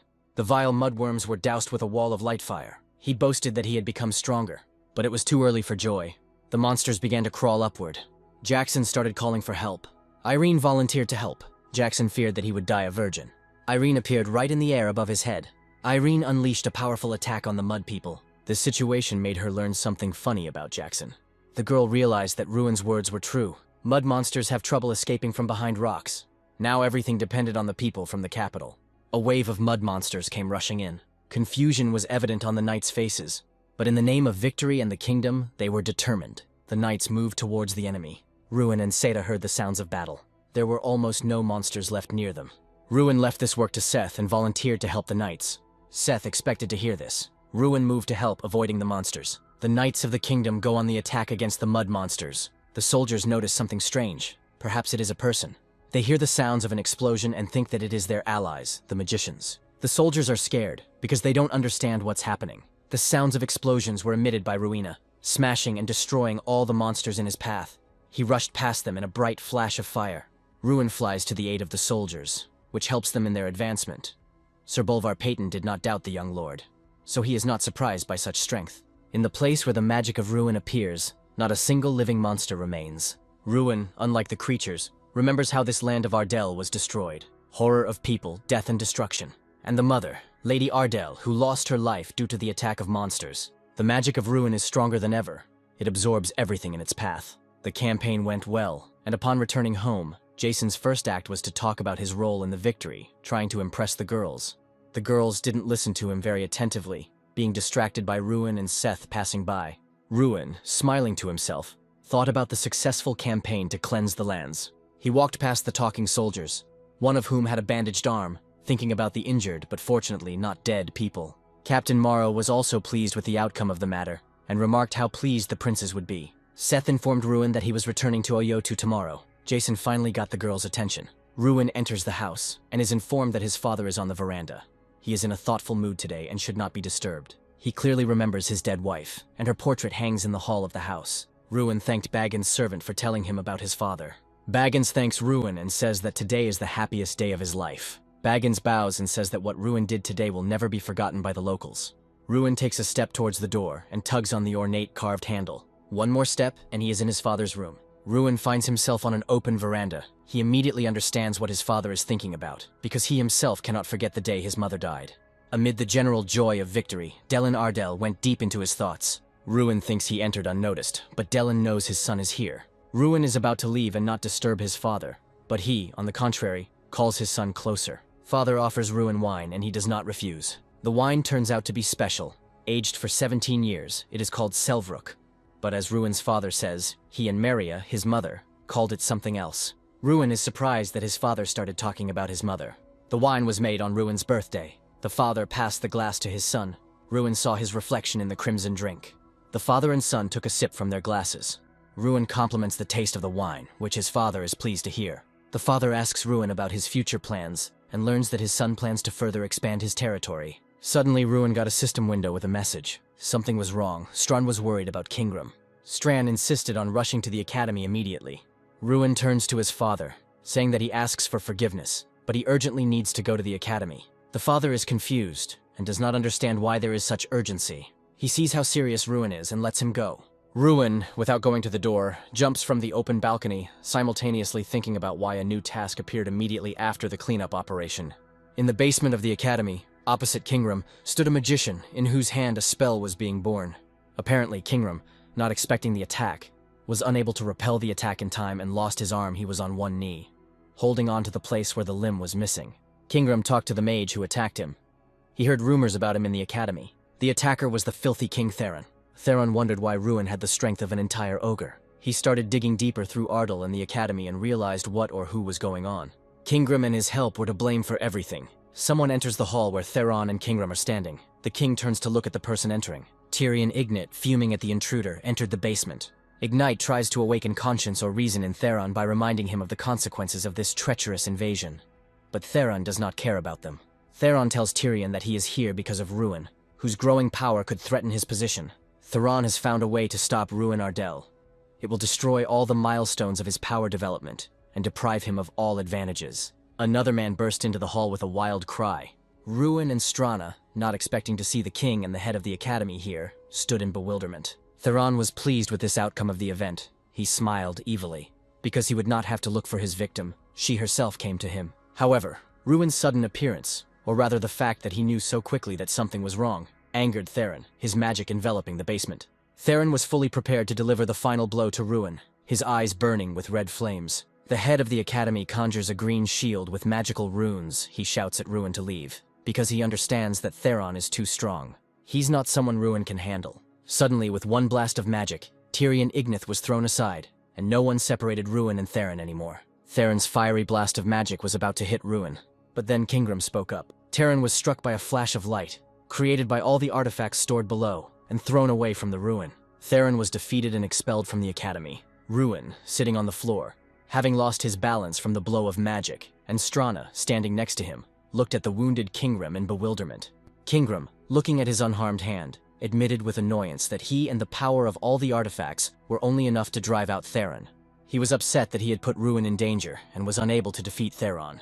The head of the academy emerged from the rubble of the building unharmed. He had the same question for Ruin as Theron had earlier. How Ruin knew that something had happened at the academy. Why he was able to arrive there so quickly. This same question worried Kingram. Ruin became nervous. He hoped that they would believe him, because his story could sound crazy. Ruin explained everything, and the head of the academy finally put together the missing pieces. Tyrion assumed that Theron did not know about the full power of Ruin, but he could not help but notice her growth, so he was afraid that Ruin would encroach on his place. Ruin understands the danger.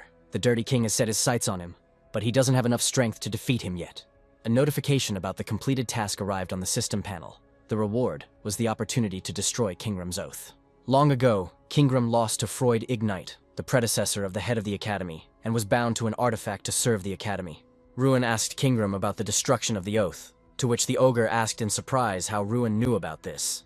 To destroy the oath means to allow Kingram to return to his original form and leave this place. The Ruin artifact allows you to do this as a reward for completing a task. But there is one thing to destroy an oath. The consent of the one who gave it is required. The head of the academy, as the representative of the man who had taken the oath, made it clear that Ruin's will was his will too.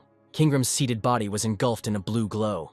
Bright blue rays of magic emanated from him. The oath was broken. It was surprising. No one expected that the Ruin artifact could even destroy a contract. Kingram turned to Ruin. Ruin was in big trouble. Everyone knew that. He was not ready for a fight with the King of Magicians. Kingram said he knew a method that might help. But to do this, it was necessary to leave this place. The ogre straightened up to his full height, holding his severed hand. Kingram invited Ruin to come with him to Heavenly Mountain. Ruin didn't expect such an offer. A prison guard screams at the top of his lungs that the underground prison has been attacked and one of the prisoners has escaped. There was a gaping hole in the thick brick wall left by a shock spell. The ones who attacked the prison were mages. 7 people in black cloaks stood in the middle of the forest, and next to them was the escaped prisoner. His name was well known, Josh Garrickville. Garrickville thanked one of the black cloaks for saving him, for the fact that the unknown person saved him personally. The unknown person made it clear that it was not a matter of sympathy for Garrickville. The unknown man in the black cloak was the crown prince of the Shomerton Empire, Raynak.